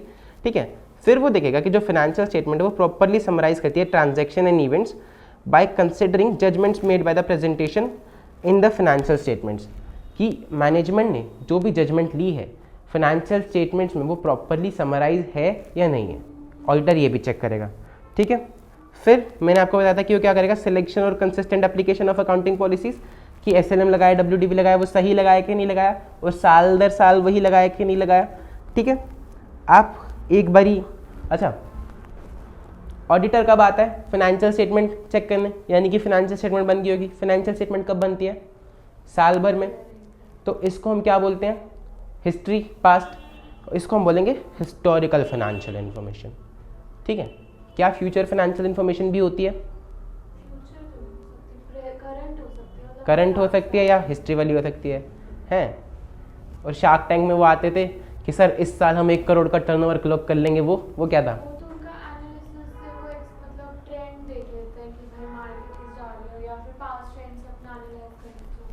हाँ, तो उस बेसिस पे जब वो अश्नीर ग्रोवर को बेवकूफ़ बना सकता है तो शेयर होल्डर को तो बना ही सकते हैं। तो इन्फॉर्मेशन तो वो भी है, और वो भी फाइनेंशियल इन्फॉर्मेशन है, तो उसको हम बोलते हैं प्रोस्पेक्टिव फाइनेंशियल इन्फॉर्मेशन। ठीक है, जो फ्यूचर के लिए होती है, अजम्पशंस पे बेस्ड होती है। जो एक्चुअल है, जो डेटा पे बेस्ड है, उसको हम बोलते हैं हिस्टोरिकल फाइनेंशियल इन्फॉर्मेशन जो पास्ट की है, और जो फ्यूचर वाली है प्रोस्पेक्टिव फाइनेंशियल इन्फॉर्मेशन। समझे? ठीक है, यहाँ पर लिखा हुआ है हिस्टोरिकल फाइनेंशियल इन्फॉर्मेशन का मतलब कि financial information expressed in financial terms occurring in the past time periods. एक बार ही इस ब्लैक वाले को पूरा पढ़ लो और मुझसे पूछो कोई डाउट, दिक्कत, परेशानी है तो।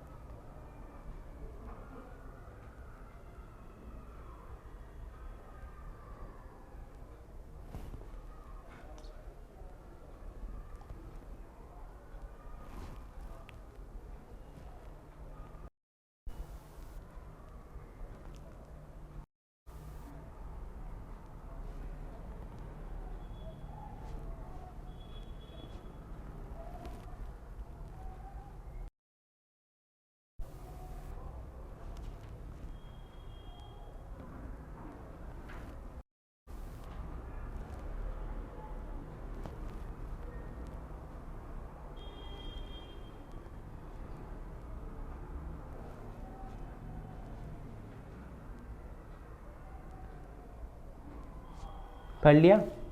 पढ़ लो आराम से पढ़ लो।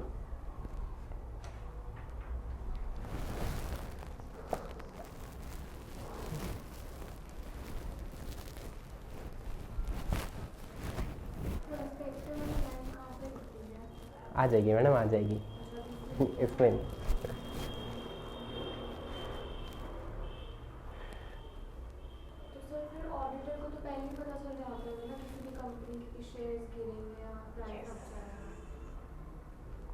यस।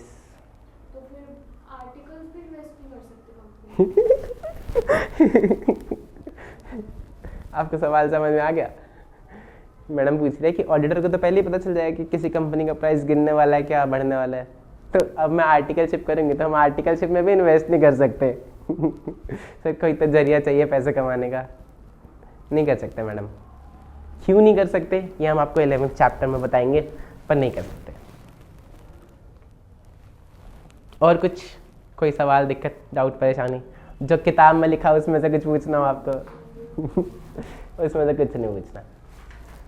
ठीक है, आओ फर्स्ट पेज पे आओ, सबसे पहले कवर पेज पे आओ जहाँ पे फोटो छपी हुई है। तो हमने किस किस की कहानी सुन ली?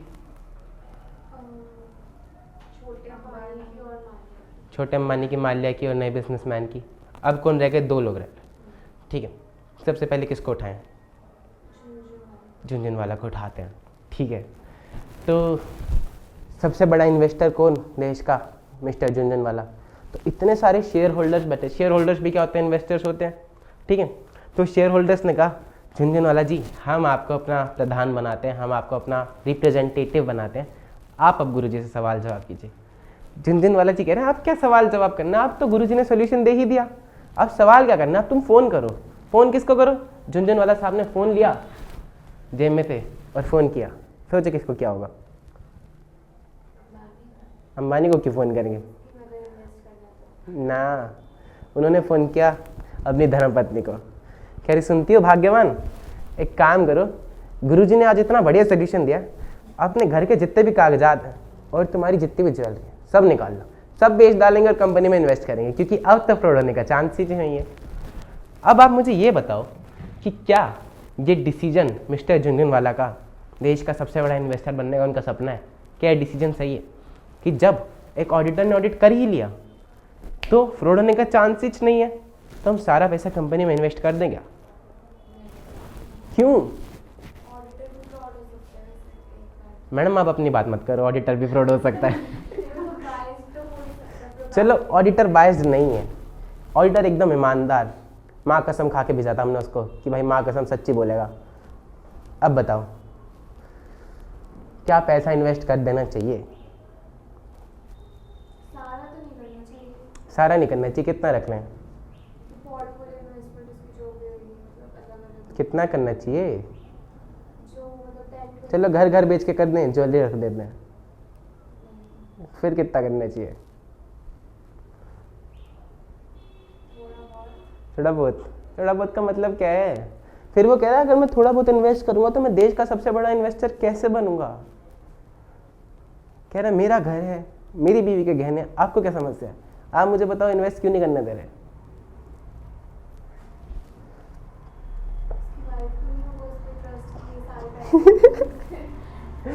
कह रहा उसकी वाइफ मारेगी उसको।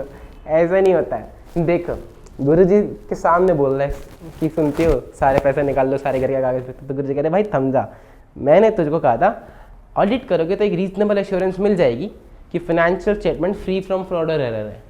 मैंने ये थोड़ी कहा था कि सारे पैसे इन्वेस्ट कर दे। क्यों नहीं करने चाहिए सारे पैसे इन्वेस्ट? क्योंकि ऐसा हो सकता है ऑडिट करने के बाद भी कुछ फ्रॉड निकल जाए। ठीक है, कह रहे गुरुजी आप तो कह रहे थे कि एक एक्सपर्ट बंदे को भेजेंगे, उसने 5 साल लो टैक्स अकाउंट सब पढ़ा है, अगर वो चेक करेगा फिर कैसे फ्रॉड निकल जाएंगे? तो कह रहे देख 2 चीज़ें। सबसे पहला, कंपनी बनाती है फाइनेंशियल स्टेटमेंट्स, इसको हम बोलते हैं प्रोसेस ऑफ फाइनेंशियल रिपोर्टिंग। दूसरा, एक ऑडिटर आता है और ऑडिट करता है। ठीक है, इन दोनों ही प्रोसेस में कुछ ना कुछ दिक्कतें हैं जिसकी वजह से ऑडिटर बिल्कुल 100% तेरे को ये नहीं कह सकता कि भाई फाइनेंशियल स्टेटमेंट जो है वो सही ही है। ऐसा हो सकता है कि ऑडिट करने के बाद भी कुछ ना कुछ गड़बड़ी निकल जाए। अब वो क्या दिक्कतें हैं? सबसे पहले आते हैं फाइनेंशियल रिपोर्टिंग प्रोसेस में। सोचो क्या दिक्कतें हो सकती हैं। एक तो मेन तो ये होगी कि जो फाइनेंशियल अकाउंट्स बने हैं हाँ उनको बनने में लगे 365 डेज, मतलब पूरा साल। हाँ और ऑडिटर तो थोड़े दिन के लिए आता है, अब वो पूरे मतलब उनका एक एक चीज तो देख नहीं सकता, वो तो जस्ट ओपिनियन देगा ना कि मतलब। मैडम कह रही है कि फाइनेंशियल स्टेटमेंट जो बने हैं वो पूरे 365 दिनों में बने हैं। ऑडिटर आए कुछ दिनों के लिए, चंद दिनों में मान, तो वो सब कुछ कैसे देखेगा? और क्या समस्या हो सकती है जिसकी वजह से ऑडिटर 100% श्योर नहीं हो सकता? और ये हो सकता है कि जो उसके उसने जैसे सोर्सेस इंफॉर्मेशन ली है, जैसे जो डॉक्यूमेंट से उसने टैली किया, हो सकता है वो ज़ेरॉक्स ओरिजिनल ना हो सकता है डॉक्यूमेंट ज़ेरॉक्स और ओरिजिनल ना हो, यानी कि डॉक्यूमेंट फर्जी हो।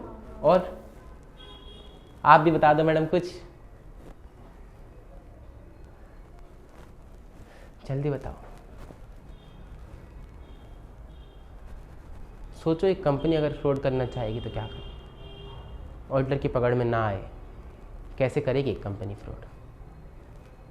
एक अपनी दूसरी कंपनी बना ले, जिसका मतलब एक कंपनी दूसरी कंपनी बना ले जो मतलब ऑडिटर को ना बताओ, जो ऑडिटर को ना पता हो, यानी कि चीज़ें बताई ही ना ऑडिटर को, फाइनेंशियल स्टेटमेंट्स में लिखे ही ना कुछ ऐसे काम कर रही हो। ठीक है, और सोचो सोचो सोचो, ऐसे काफ़ी तो ऐसे करते हैं टैक्स हेवन कंट्रीज में अपने खोल लेते हैं कंपनी। मैडम आपको देख के ना मेरे को बिल्कुल ऐसी फीलिंग आती है जो एकदम टिपिकल टॉपर नहीं होता चश्मा पहन के, जो जिनके पास ऐसे बड़े बड़े जवाब होते हैं, टैक्स हेवन कंट्रीज और एटसेट्रा एटसेट्रा। आप मेरे लेवल की बातें करो, नीचे नीचे थोड़ा बुद्धू लोगों के जितनी बातें जो नॉर्मल मेरे को समझ में आता है। अब मान लो मेरे को अपनी कंपनी में फ्रॉड करना, ठीक है, तो मैं क्या करूँगा? मैं कहूँगा कि भाई, मैं अपने किसी दोस्त को फ़ोन करूँ कि सुन मेरे को एक बिल दे दे 1 लाख का, मैं तेरे को पैसे ट्रांसफ़र कर रहा हूँ 1 लाख, ठीक है, सामान आया गया, तेरे मेरे बीच की बात है, कुछ नहीं है, ठीक है, सिर्फ पैसे ट्रांसफ़र करूँगा, वो पैसे आते आते करेंगे। हो गया फ्रॉड। परचेज डिपार्टमेंट में था, मैंने कहा कितना सामान खरीद लिया, सामान आया नहीं, मैंने साइन कर दी कि सामान आ गया, कंपनी अकाउंट से पैसे गए, हमने करे आधे आधे, हम गए घूमने, हो गया फ्रॉड। तो ये क्या था? पर वो एक्सटर्नल इन्वेस्टिगेशन भी कर सकता है ऑडिटर, कि मतलब जैसे जो अगर परचेज की ट्रांजैक्शन दिखाई तो जिससे परचेज किया उससे फोन करके। हाँ, ऑडिटर पूछ सकता है, लेकिन वो तो मेरा ही भाई बंधु है, वो तो बोलेगा कि हाँ हाँ भेजा था, फिर हो गया ना फ्रॉड। तो मेरा दोस्त यार भाई बंधु हो तो उससे फ्रॉड हो जाएगा। ठीक है, चलो एक एक करके आते हैं। सबसे पहले अकाउंटिंग की प्रोसेस में कुछ गड़बड़ी है, अकाउंटिंग की प्रोसेस में कुछ दिक्कतें हैं। सबसे पहले मैंने आपको दिक्कत क्या बताई कि अकाउंटिंग की प्रोसेस में बहुत सारी जजमेंट इन्वॉल्व होती है। मैनेजमेंट अपने हिसाब से डिसीजन लेती है कि SLM लगाना है या WDV लगाना है, या फिर रेवेन्यू को कब रिकॉग्नाइज करना है, जल्दी रिकॉग्नाइज करने के बाद में रिकॉग्नाइज करना है, और सारा कैश, मान लो अमेजोन है, अमेजोन कैश ऑन डिलीवरी पे रिकॉग्नाइज कर रहा है, या फिर प्रीपेड पे ही रिकॉग्नाइज कर रहा है, या फिर जब डिलीवर हो गया तब रिकॉग्नाइज कर रहा है रेवेन्यू। तो इस तरह की चीज़ें होती है जो मैनेजमेंट की जजमेंट पे डिपेंड होती हैं कि मैनेजमेंट किस तरह से अपना रेवेन्यू रिकॉग्नाइज करती है या फिर किस तरह से अपना डिप्रिसिएशन देखती है, ठीक है। या फिर बैड डेट के प्रोविजन कब बनाती है कि मैनेजमेंट को पता है अब कस्टमर्स के बारे में, मैनेजमेंट कह रही है सर नहीं वो बढ़िया कस्टमर है, इतना टाइम से हमारे पास काम कर रहा है, हमारे साथ काम कर रहा है, इस बार लेट हो गया तो हम प्रोविजन नहीं बना रहे। मैनेजमेंट को पता है कि भाई कौन सा कस्टमर अच्छा है कौन सा नहीं है। तो मैनेजमेंट की जजमेंट में बहुत सारी चीज़ें डिपेंड करती हैं। अब मैनेजमेंट ने किसी जान पहचान वाले को लोन दिया और वापस ही नहीं ले रही, क्योंकि वो लोन वापस इसके पास आ गया मैनेजमेंट के पास घूम के चुपचाप पीछे से, और बुक्स में दिखाया कि लोन दिया हुआ है। अब मैनेजमेंट उसको बैड डेट भी नहीं डाल रही, क्योंकि फिर कंपनी में लॉस शो करना पड़ेगा। मैनेजमेंट कह रही दे देगा, अपना यार दोस्त भाई बंधु है, ठीक है। तो जजमेंट्स इन्वॉल्व होती हैं। तो ऑडिटर का जजमेंट्स पे बहुत ज़्यादा से नहीं हो पाता कि अब क्या बोले ऑडिटर को थोड़ी पता है कि कस्टमर कैसा है। फिर दूसरी बात, हमने कहा था कि कंट्रोल्स लगाने चाहिए फाइनेंशियल स्टेटमेंट ताकि सही बने।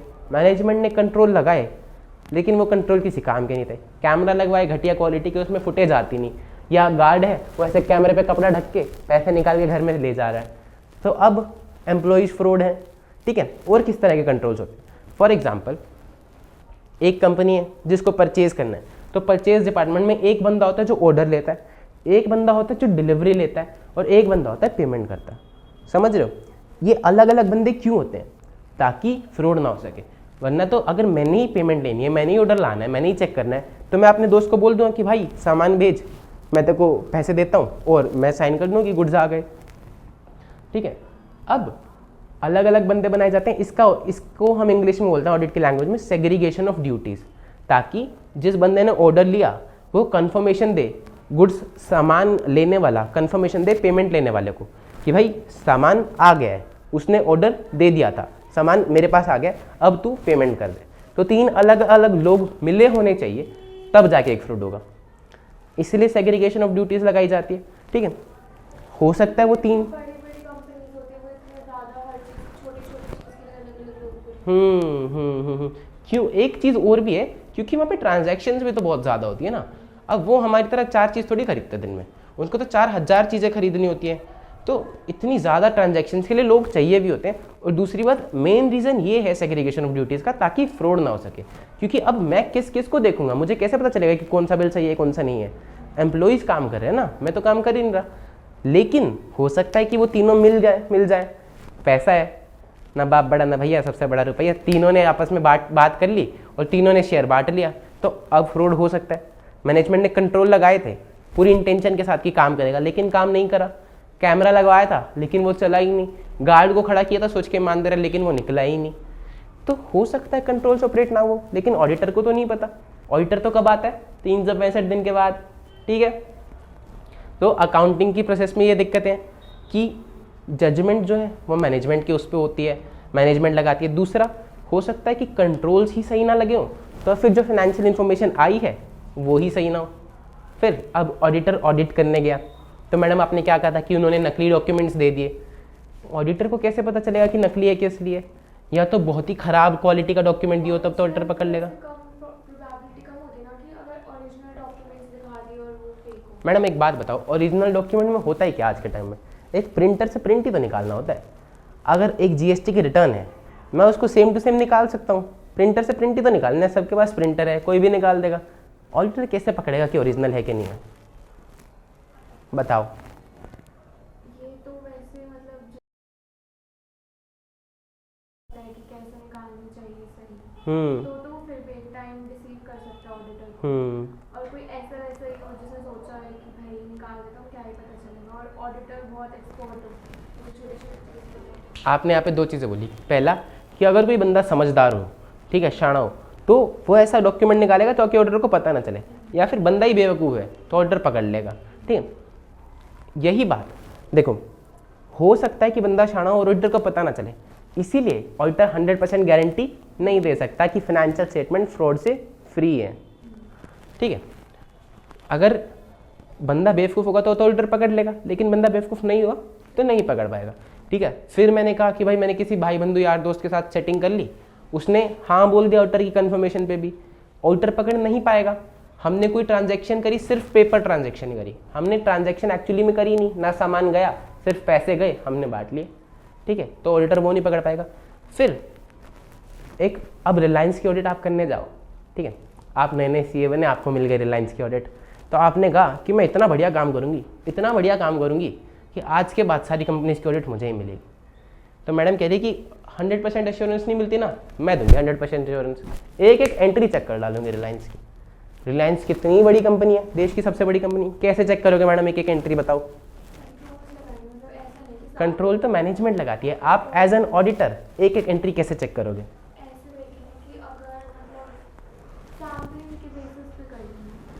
मैं कह रहा हूँ 100% चेकिंग करनी है, मैडम कह रही सैम्पलिंग कर लेंगे। तो आप ही को तो अपना नाम बनाना मार्केट में, आप ही कह दोगे कि पॉसिबल नहीं है तो आप मैडम के पास चले जाएंगे। मैडम आप बताओ कैसे करेंगे 100% चेकिंग? देखो रिलायंस आई आपके पास, कह रही सारी एक एक एंट्री चेक करने के लिए। आपने सोचा कि इतना अच्छा काम करूँगी, एक एक एंट्री चेक कर दूंगी, आज के बाद मेरे पास से कोई जाएगा ही नहीं, सब मेरे पास आएंगे। कैसे होगा ये पॉसिबल बताओ? सोचो, क्या कौन करता है चेकिंग, कौन करता है? ऑडिटर करते हैं, ऑडिट की पूरी टीम होती है। तो आपने सोचा मैं पूरी सेना हायर करूंगी, अब इतनी सारी ट्रांजैक्शंस हैं, तो आपने हायर कर लिए 10,000 आर्टिकल्स, 10,000 सी। आपने उनको कहा आक्रमण, एक एक एंट्री को चेक कर दो और सब बताओ कि सब कुछ ठीक है क्या नहीं। क्या हो सकती है एक एक एंट्री चेक? हो जाएगी, ठीक है। आपने एक एक एंट्री चेक कर दी, फिर रिलायंस वाले इंसान, रिलायंस वाली मैनेजमेंट बहुत खुश। फिर आपने कहा ऑडिट फीस दो सर, वो कह रहे नहीं, मैनेजमेंट को तो तसल्ली मिलती है कि मेरी एक एक एंट्री सही है।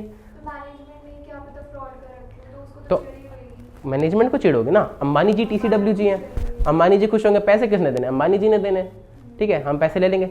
लेकिन हम गए, हमने कहा अंबानी जी पैसे तो, अंबानी जी कह रहे बताओ कितने हुए? कह रहे देखो 10,000 आर्टिकल का इतना और 10,000 CA का इतना। अंबानी जी कह रहे इतना तो मेरी कंपनी का प्रॉफिट नहीं है, इतना तो ऑडिट फीस ले लो। तो क्या ये हो पाएगा? नहीं हो पाएगा। फिर आपने कहा यार ये तो आइडिया प्रैक्टिकल नहीं लग रहा, 10,000 लोग हायर करने का, 10,000 आर्टिकल हायर करने का। तो मैं एक काम करती हूँ, हायर थोड़े ही लोग करती हूँ, हायर 150 लोग करती हूँ, उसकी तो फीस दे देंगे अम्मा जी, लेकिन उनको बोलूँगी एक एक एंट्री चेक करो। तो उनको आपने लगा दिया एक एक एंट्री चेक करने में, उनको क्या है, उनको कुछ भी करा लो, उनको तो मंथली सैलरी मिलनी चाहिए, ठीक है। सैलरी दे रहे हो आप, वो कर रहे हैं, सैलरी दे रहे हो आप, वो कर रहे हैं। अब जो 2021 की ऑडिटर 21 की फाइनेंशियल स्टेटमेंट थी, उस पर अश्योरेंस ऑडिटर ने दिया आपके बच्चों को 2035 में कि देखो आपकी मम्मी ने जो ऑडिट पैसे लगाए थे रिलायंस में, ऑडिट फाइनेंशियल स्टेटमेंट्स सही हैं। 2021 की फाइनेंशियल स्टेटमेंट पे आप ऑडिट एश्योरेंस दे रहे हो 2035 में, तो क्या ये चलेगा? नहीं चलेगा। ऐसे तो नहीं चल पाएगा कि हम आज पैसा लगा रहे हैं, इतने सालों में तो डूब ही जाएगी कंपनी। तो प्रैक्टिकल बन नहीं पा रहा, इसलिए ऑडिटर सैंपल बेसिस पे चेक करता है, समझ रहे हो? या तो वो सेना हायर करे तो कॉस्ट बहुत बढ़ जाएगी, या फिर वो लगा रहे और साल लगा दे तो उसकी रेलेवेंस खत्म हो जाएगी इन्फॉर्मेशन की टाइम के साथ साथ, ठीक है। फिर एक दिक्कत और है ऑडिट के प्रोसेस में जो हमने समझी थी सभा में बैठ के, कि ऑडिटर बहुत प्यार से बात करेगा, ऑडिटर सोफे नहीं फाड़ सकता, ऑडिटर दीवारें नहीं तोड़ सकता। तो हो सकता है मैनेजमेंट ही खराब हो, मैनेजमेंट इन्फॉर्मेशन ना देना चाहे, छुपाना चाहे, तो ऑडिटर कॉलर पकड़ के निकलवा नहीं सकता, एक लीगल लिमिटेशन है, ठीक है। इसको हम बोलते हैं लिमिटेशंस ऑफ ऑडिट। इसका मतलब है कि ऑडिटर कुछ कारणों की वजह से 100% एश्योरेंस नहीं दे सकता कि financial statements are free from material misstatement. कहानी कहाँ से शुरू हुई थी? जब झुनझुनवाला साहब ने बोला था कि सारे घर के पेपर्स निकाल लो और सारे ज्वेलरी निकाल के बेच दो, तो गुरुजी ने कहा था कि थम जा भाई, 100% गारंटी नहीं है, रीजनेबल एश्योरेंस है, रीजनेबल एश्योरेंस। एक होती है 100% guarantee which is absolute assurance, फिर आती है reasonable assurance which is high level of assurance. हम एक्सपर्ट हैं, हम बोल रहे हैं, लेकिन 100% नहीं बोल रहे, ठीक है। एक हाई लेवल ऑफ बोल रहे हैं एश्योरेंस की भाई नहीं है फ्रॉड, लेकिन 100% नहीं। और फिर एक आती है moderate level of assurance which is a lower level of assurance as compare to reasonable assurance. समझे? 3 तरह की एश्योरेंस। तो रीजनेबल एश्योरेंस देता है। आप एक बार आएंगे पेज नंबर 6 पे, इस टीवी को मैं बंद कर दूं, इसका हो चुका आज का।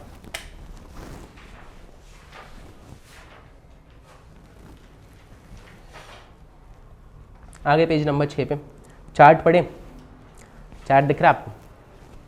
देखो क्या लिखा है चार्ट में, लिमिटेशंस ऑफ ऑडिट, ठीक है। मैंने आपको क्या समझा थी? 2 चीजें, कि सबसे पहली किस चीज में कमी है? फाइनेंशियल रिपोर्टिंग की प्रोसेस में, दूसरी ऑडिट की प्रोसेस में।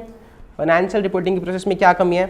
कि जजमेंट होती है, सब्जेक्टिव डिसीजन होते हैं, ठीक है। तो ऑडिटर Objective decision. मतलब मैनेजमेंट की मर्जी होती है कि ये ले या वो ले, SLM ले या WDV ले, प्रोविजन कब लगाए, बैड डेट कब डिक्लेयर करे। फिर controls may not have been operated, हो सकता है साल भर जो कंट्रोल्स लगाए वो काम ही ना किए और फाइनेंशियल स्टेटमेंट गलत बनी। ऑडिट के प्रोसेस में क्या कमी है? प्रैक्टिकल लिमिटेशन है कि भाई सैंपल बेसिस पे करना पड़ेगा, और लीगल लिमिटेशन है, मैनेजमेंट से ज़बरदस्ती नहीं कर सकता, कॉलर नहीं पकड़ सकता, कान के नीचे नहीं लगा सकता। फिर हो सकता है कुछ फ्रॉड या फैब्रिकेटेड डॉक्यूमेंट्स हो। फ्रॉड अगर मैनेजमेंट करेगी तो सोच समझ के करेगी कि ऑडिटर की पकड़ में ना आए। मैनेजमेंट ने इतनी ध्यान से फ्रॉड किया, इतना शाना बंदा था कि ऑडिटर पकड़ ही नहीं पाया, डिटेल में जा ही नहीं पाया, इतनी ऑडिटर को सैंपल ही नहीं मिला ऐसा, ठीक है। तो उसने एक एक चीज़ ऐसी लगाई कि ऑडिटर पकड़ नहीं पाया। तो हो सकता है फ्रॉड हो, या फिर फैब्रिकेटेड डॉक्यूमेंट्स, झूठे डॉक्यूमेंट्स, ट्रांजैक्शन हुई ना हो, पेपर पे हुई हो, या फिर ट्रांजैक्शन विद रिलेटेड पार्टीज कि भाई बंधु यार दोस्त को बोल दिया कि पैसे ले ले, मजे करेंगे और बिल भेज दे बस तू। अब देखो प्रैक्टिकल से एक एरो निकल रही है, प्रैक्टिकल से एक एरो निकल रही है, क्या बोल दिया वो एरो?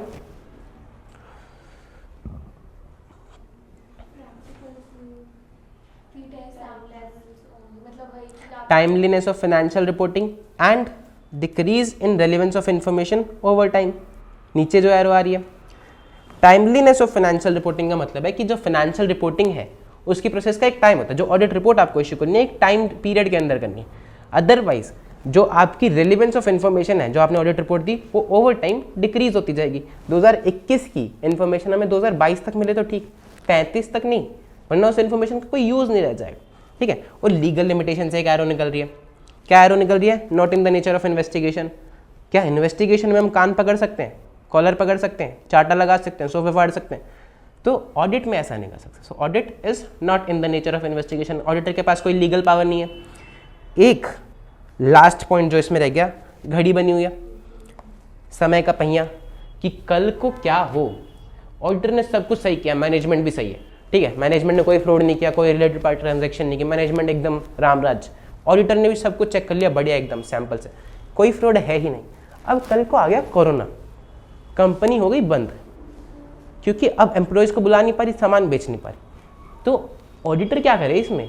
ऑडिटर ने तो अपना काम किया, मैनेजमेंट भी समझदार थी, मैनेजमेंट में सब कुछ दिखाया, लेकिन झुनझुनवाला जी के पैसे डूब जाएंगे, कोरोना आ जाएगा, कंपनी बंद हो जाएगी।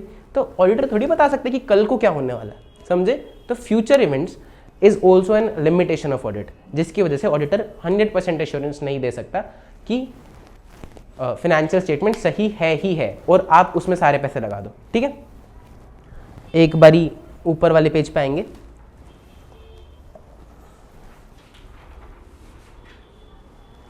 सर वैसे इसका इफेक्ट होगा क्या शेयर्स पे? मतलब जैसे कि अगर पिछले साल की रिपोर्ट आई, प्रॉफिट्स तो बहुत हाई है, but due to some external factors हाँ उनकी ना जो डिमांड है प्रोडक्ट की, हाँ जैसे अगर कोई टेक्नोलॉजी में है कंपनी, तो उसके जैसे स्टील्स में है और ईवीज आ गए या कुछ ऐसा हो गया कि प्रोडक्ट की डिमांड ही खत्म हो गई, तो फिर क्या उसका इम्पैक्ट होगा? कि मतलब पिछले साल में प्रॉफिट्स तो बहुत हाई, किस चीज़ पे इम्पैक्ट होगा? शेयर प्राइस पे। आप सोचो, थोड़ा तो कम चाहिए, डाउन जाना चाहिए। शेयर प्राइस डाउन जाना चाहिए, क्यों क्यों डाउन जाना चाहिए? फ्यूचर में हमें देखना है, पास्ट में तो ठीक है, जो हो चुका हो चुका। हाँ, क्योंकि आप शेयर ये सोच के इन्वेस्ट करते हो कि भाई कल को प्राइस बढ़ेगा। अब आपको दिख ही रहा है कि भाई कल को इसकी प्रोडक्ट की डिमांड ही नहीं है, तो फिर शेयर प्राइस तो आप शेयर में से पैसे निकालोगे ना। जब लोग शेयर में से पैसे निकालेंगे तो शेयर प्राइस डाउन जाएगा। तो फिर जो हम दूसरे कंपनीज की जैसे वैसी फाइनेंशियल स्टेटमेंट्स देखते हैं जो इन्वेस्टर्स, वो ऐसे रिलायबिलिटी के लिए देखते हैं बस, कि ये ट्रस्टवर्दी है। जब इन्वेस्टर्स देखते हैं ना, तो पहली चीज़ तो ये देखते हैं कि लोग सही है क्या नहीं, मैनेजमेंट सही है क्या नहीं है, झूठी मैनेजमेंट तो नहीं है। अगर मैनेजमेंट ही झूठी हो, कल को चाहे वो प्रॉफिट उसने 1000 करोड़ का दिखा रखा, लेकिन मैनेजमेंट ही झूठी है, तो आप कैसे लगा दोगे? आपको पता है 1000 करोड़ का होगा नहीं। या फिर चाहे कितनी कंपनी के वो कि भाई फ्यूचर में कितनी भी बड़ी कंपनी हो सकती है, लेकिन अगर मैनेजमेंट ही झूठी है, मैनेजमेंट ही काम चल रहा है, तो आप पैसे लगाओगे ही नहीं। तो दोनों चीज़ें देखते हैं इन्वेस्टर्स। एक तो ऑडिटेड फाइनेंशियल स्टेटमेंट्स ये जानने के लिए कि मैनेजमेंट सच्ची है, मैनेजमेंट के प्रॉफिट्स आ रहे हैं, मैनेजमेंट को काम करना आता है। दूसरी चीज़ ये भी देखते हैं कि आज एनवायरनमेंट क्या चल रहा है, फ्यूचर में क्या एक्सटर्नल फैक्टर्स हैं। इन्वेस्टर्स दोनों चीज़ें देखते हैं। तो जो मैनेजमेंट को ऐसे जानते नहीं होते, तो फिर कैसे उनको पता चलता है कि सही है मैनेजमेंट या नहीं? मतलब हाँ देखो, नहीं फ्रॉड करेगी या नहीं, किसी भी चीज़ को हम ऐसे देखते हैं कि पास्ट में क्या हुआ। अगर पास्ट में 10 साल से ऑडिटर दे रहा है कि भाई मैनेजमेंट की फाइनेंशियल स्टेटमेंट सही है, फाइनेंशियल स्टेटमेंट सही है, तो आप यही मान के चलोगे ना कि आगे भी सही रहेगी। अब कल को क्या हो जाए वो तो कोई भी नहीं बता सकता। ऑडिटर भी कैसे बता देगा कि भाई 10 साल से सब कुछ सही था और सही कर भी रही थी मैनेजमेंट, 11वें साल में मैनेजमेंट की नीयत खराब हो गई या मैनेजमेंट में कुछ हो गया ऐसा कि उन्होंने फ्रॉड कर दिया, तो अब क्या। ऐसे कितने सारे हुए। जो सत्यम का फ्रॉड था तो सही तो चल रहा था सब कुछ, प्रॉफिट्स भी आ रहे थे, लेकिन फिर एक बारी मैनेजमेंट खुद ही आई कि हमने बहुत फ्रॉड कर रखे हैं और अब इतने फ्रॉड कर दिए कि हम खुद भी संभाल नहीं पाएंगे, तो हमने खुद ही डिक्लेयर कर दिया। किसी ने नहीं पकड़ा था सत्यम का फ्रॉड, उनने खुद ही आगे डिक्लेयर कर दिया था कि भाई अब हमसे ना हो पाएगा, अब हमको खुद ही पकड़ लो तुम। सत्यम, हाँ सत्यम का ऑडिटर कौन था ये तो मेरे को नहीं पता वैसे, पर शायद PwC ही था। ये तो वैसे गूगल पे मिल जाएगी, पर ये हमारे सिलेबस से कुछ रेलेवेंस नहीं रखता। और आपका जो सवाल था इन्वेस्टर वाला वो भी सिलेबस से कुछ रेलेवेंस का नहीं है, वो मैंने आपकी जनरल अंडरस्टैंडिंग के लिए बताया। पढ़ें एक बारी फिर हम ख़त्म करेंगे अपनी क्लास को। क्या पढ़ा हमने? Inherent limitations of auditing. एक बारी आप लोग पहले बोल के बताओगे मुझे, दोनों बताओगे बारी बारी से, बताओ। प्रोसेस में दिक्कत है, दूसरा ऑडिट की प्रोसेस में दिक्कत है। फाइनेंशियल रिपोर्टिंग में क्या दिक्कत है? चार्ट याद करो। जजमेंट बाय मैनेजमेंट और वो तो ऑडिट में। कंट्रोल्स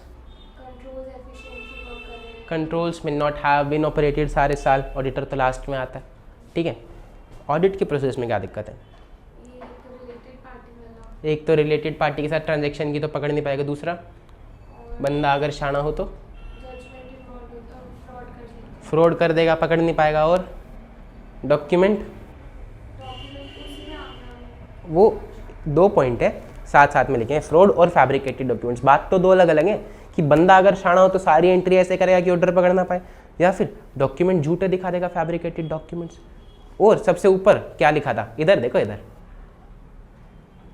सोचो, जब आपने कहा था कि मैं अपना नाम बनाऊंगी तो आपने क्या करा? कि मैं रिलायंस की ऐसी ऑडिट करूंगी कि कोई और, हाँ क्या था वो पॉइंट, क्या था? पॉइंट था practical and legal limitation. Practical limitation क्या है कि आप सैंपल बेसिस पे चेक करोगे, 100% चेक नहीं कर सकते। और लीगल लिमिटेशन क्या है कि आप कॉलर नहीं पकड़ सकते, यानी कि लीगल पावर नहीं है आपके पास, आप फोर्स नहीं कर सकते मैनेजमेंट को, ठीक है। आप पे दोबारा आएंगे, अच्छे से याद करो। आप बताओ। Audit reporting. आप सुन लो, सिर्फ सुन के याद हो जाएगा ज़्यादा। मैडम देख लो फिर बताओ। ऑडिट की प्रोसेस, आप सबसे पहले फाइनेंशियल रिपोर्टिंग की प्रोसेस में कुछ दिक्कत है, और ऑडिट की प्रोसेस में। फाइनेंशियल रिपोर्टिंग की प्रोसेस में क्या दिक्कत है? बोलो।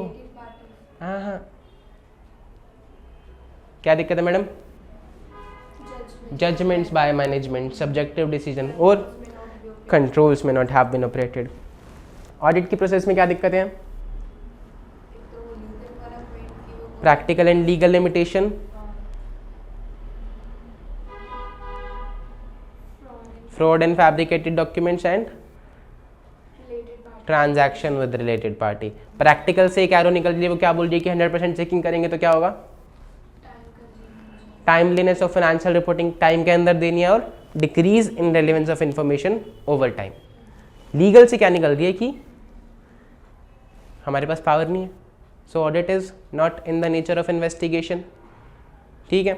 और एक घड़ी का आइकन छपा हुआ विच इज फ्यूचर इवेंट्स, ठीक है। कल को क्या हो ऑडिटर उसकी जिम्मेदारी नहीं ले सकता, समझ गए? आप बोलोगे नहीं तो याद होगा नहीं, मतलब याद होगा फिर आपको उस पर एफर्ट डालना पड़ेगा। बेटर है क्लास में बोलना, तुम लोग बोलते ही नहीं हो, वो लोग चुप नहीं होते हैं। कोई नहीं, क्लास में आओगे तो तुम भी बोलने लगोगे। पढ़ें एक बारी, ये पूरा पेज पढ़ लें, आपको समझ में आएगी। बस अब पढ़ना है। मैं रेड वाले कीवर्ड्स पढ़ूंगा, फिर आप ब्लैक वाली सब कुछ पढ़ेंगे, और कोई डाउट दिक्कत परेशानी होगी तो मुझसे पूछेंगे। सबसे पहले था नेचर ऑफ फाइनेंशियल रिपोर्टिंग। तो वन ऑफ द प्रेमाइसिस क्या है कंडक्टिंग ऑडिट का, कि मैनेजमेंट अपनी रिस्पॉन्सिबिलिटी एक्नॉलेज करती है for the preparation of financial statement and for devising suitable internal controls. कि फाइनेंशियल स्टेटमेंट मैनेजमेंट बनाएगी और इंटरनल कंट्रोल्स भी मैनेजमेंट लगाएगी। Preparation of financial statements involve judgements by management, ठीक है, और subjective decisions to a degree of uncertainty, जैसे कि बैड डेट कब रिकॉग्नाइज करना है या डेप्रिसिएशन का मेथड कब रिकॉग्नाइज करना, डेप्रिसिएशन का मेथड कौन सा आना चाहिए। दूसरा, controls may not have been operated to produce reliable financial information, कि परचेज डिपार्टमेंट के तीनों बंदे आपस में मिल गए, कॉल्यूजन हो गया, ठीक है। Therefore auditor may not be able to obtain an absolute assurance that financial statements are free from material misstatement, इसलिए वो एक एब्सोल्यूट एश्योरेंस यानी कि 100% एश्योरेंस नहीं ले सकता कि financial statement free from material misstatement है या नहीं। Next is nature of audit procedures. Financial reporting की प्रोसेस में दो कमी हमने बता दी, सबसे पहला जजमेंट्स, दूसरा कंट्रोल्स, फिर नेचर ऑफ ऑडिट प्रोसीजर्स। इसमें सबसे पहली क्या थी, practical and legal limitation. Practical limitation बोले तो auditor does not test all the transaction in balances, ये होगी practical limitation. And legal limitation is auditor can not force management to provide complete information, ये हो गई legal limitation. Next is management may consist of dishonest people, जो खुद ही fraud में involve हो, ठीक है। फिर it may be engaged in concealing fraud by designing sophisticated and carefully organised schemes, बंदों ने कुछ ऐसी स्कीम्स निकाली हो जो इतने सोफिस्टिकेटेड और केयरफुली फ्रॉड किया हो कि ऑडिटर पकड़ ही ना पाए, ठीक है। It may produce fabricated documents, झूठे डॉक्यूमेंट्स प्रोड्यूस कर सकते हैं जिससे कि ऑडिटर को लगे कि भाई सही है। Entity may have entered into some transaction with related party, ठीक है, और ये ट्रांजैक्शन हो सकती है सिर्फ पेपर ट्रांजैक्शन हो, तो ऑडिटर को पता ना हो कि कौन सी रिलेटेड पार्टी रिलेशनशिप है, मैनेजमेंट ने बताई ना हो तो ऑडिटर को पता नहीं चलेगी, ठीक है। तो ये एक दिक्कत है ऑडिट की प्रोसेस में। फिर not in the nature of investigation, audit is not an official investigation, hence auditor can not obtain absolute assurance कि मटेरियल में स्टेटमेंट से फ्री है क्या नहीं है। Next is timeliness of financial reporting and decrease in relevance of information over time, कि जैसे relevance of information decreases over time, जैसे जैसे टाइम निकलता जाता है इन्फॉर्मेशन का रेलिवेंस कम होता जाता है। और auditor can not verify each and every matter, therefore a balance has to be struck between reliability of information and cost of obtaining it. और ऐसा भी नहीं कि वो सेना हायर कर ले, उसको एक बैलेंस रखना पड़ेगा कि कितने रिलायबल लेनी है और कितनी कॉस्ट आनी चाहिए उन दोनों के बीच में। लास्ट इज फ्यूचर इवेंट्स और conditions that may affect an entity adversely. Adverse events may seriously affect an entity ability of an entity to continue its business. The business may cease to exist in future date due to change in market condition, emergence of new business models or products. देखो जैसे SIM की companies थी, Aircel, Vodafone, idea etcetera etcetera, इतनी सारी SIM की companies बंद हो गई क्योंकि जियो आ गया। ऑडिटर को थोड़ी पता था कि कल को जियो आ जाएगा, कल को अंबानी जी ऐसा कर देंगे। तो फ्यूचर इवेंट्स में कुछ भी ऐसा हो सकता है जिससे कि एंटिटी ही बंद हो जाए, तो ऑडिटर एब्सोल्यूट एश्योरेंस नहीं दे सकता। समझे? इसको एक बारी पूरा पढ़ लो, कोई डाउट दिक्कत परेशानी हो तो पूछ लो। मेरे को आपके चेहरों से दिख रहा है कि आप थक गए हैं।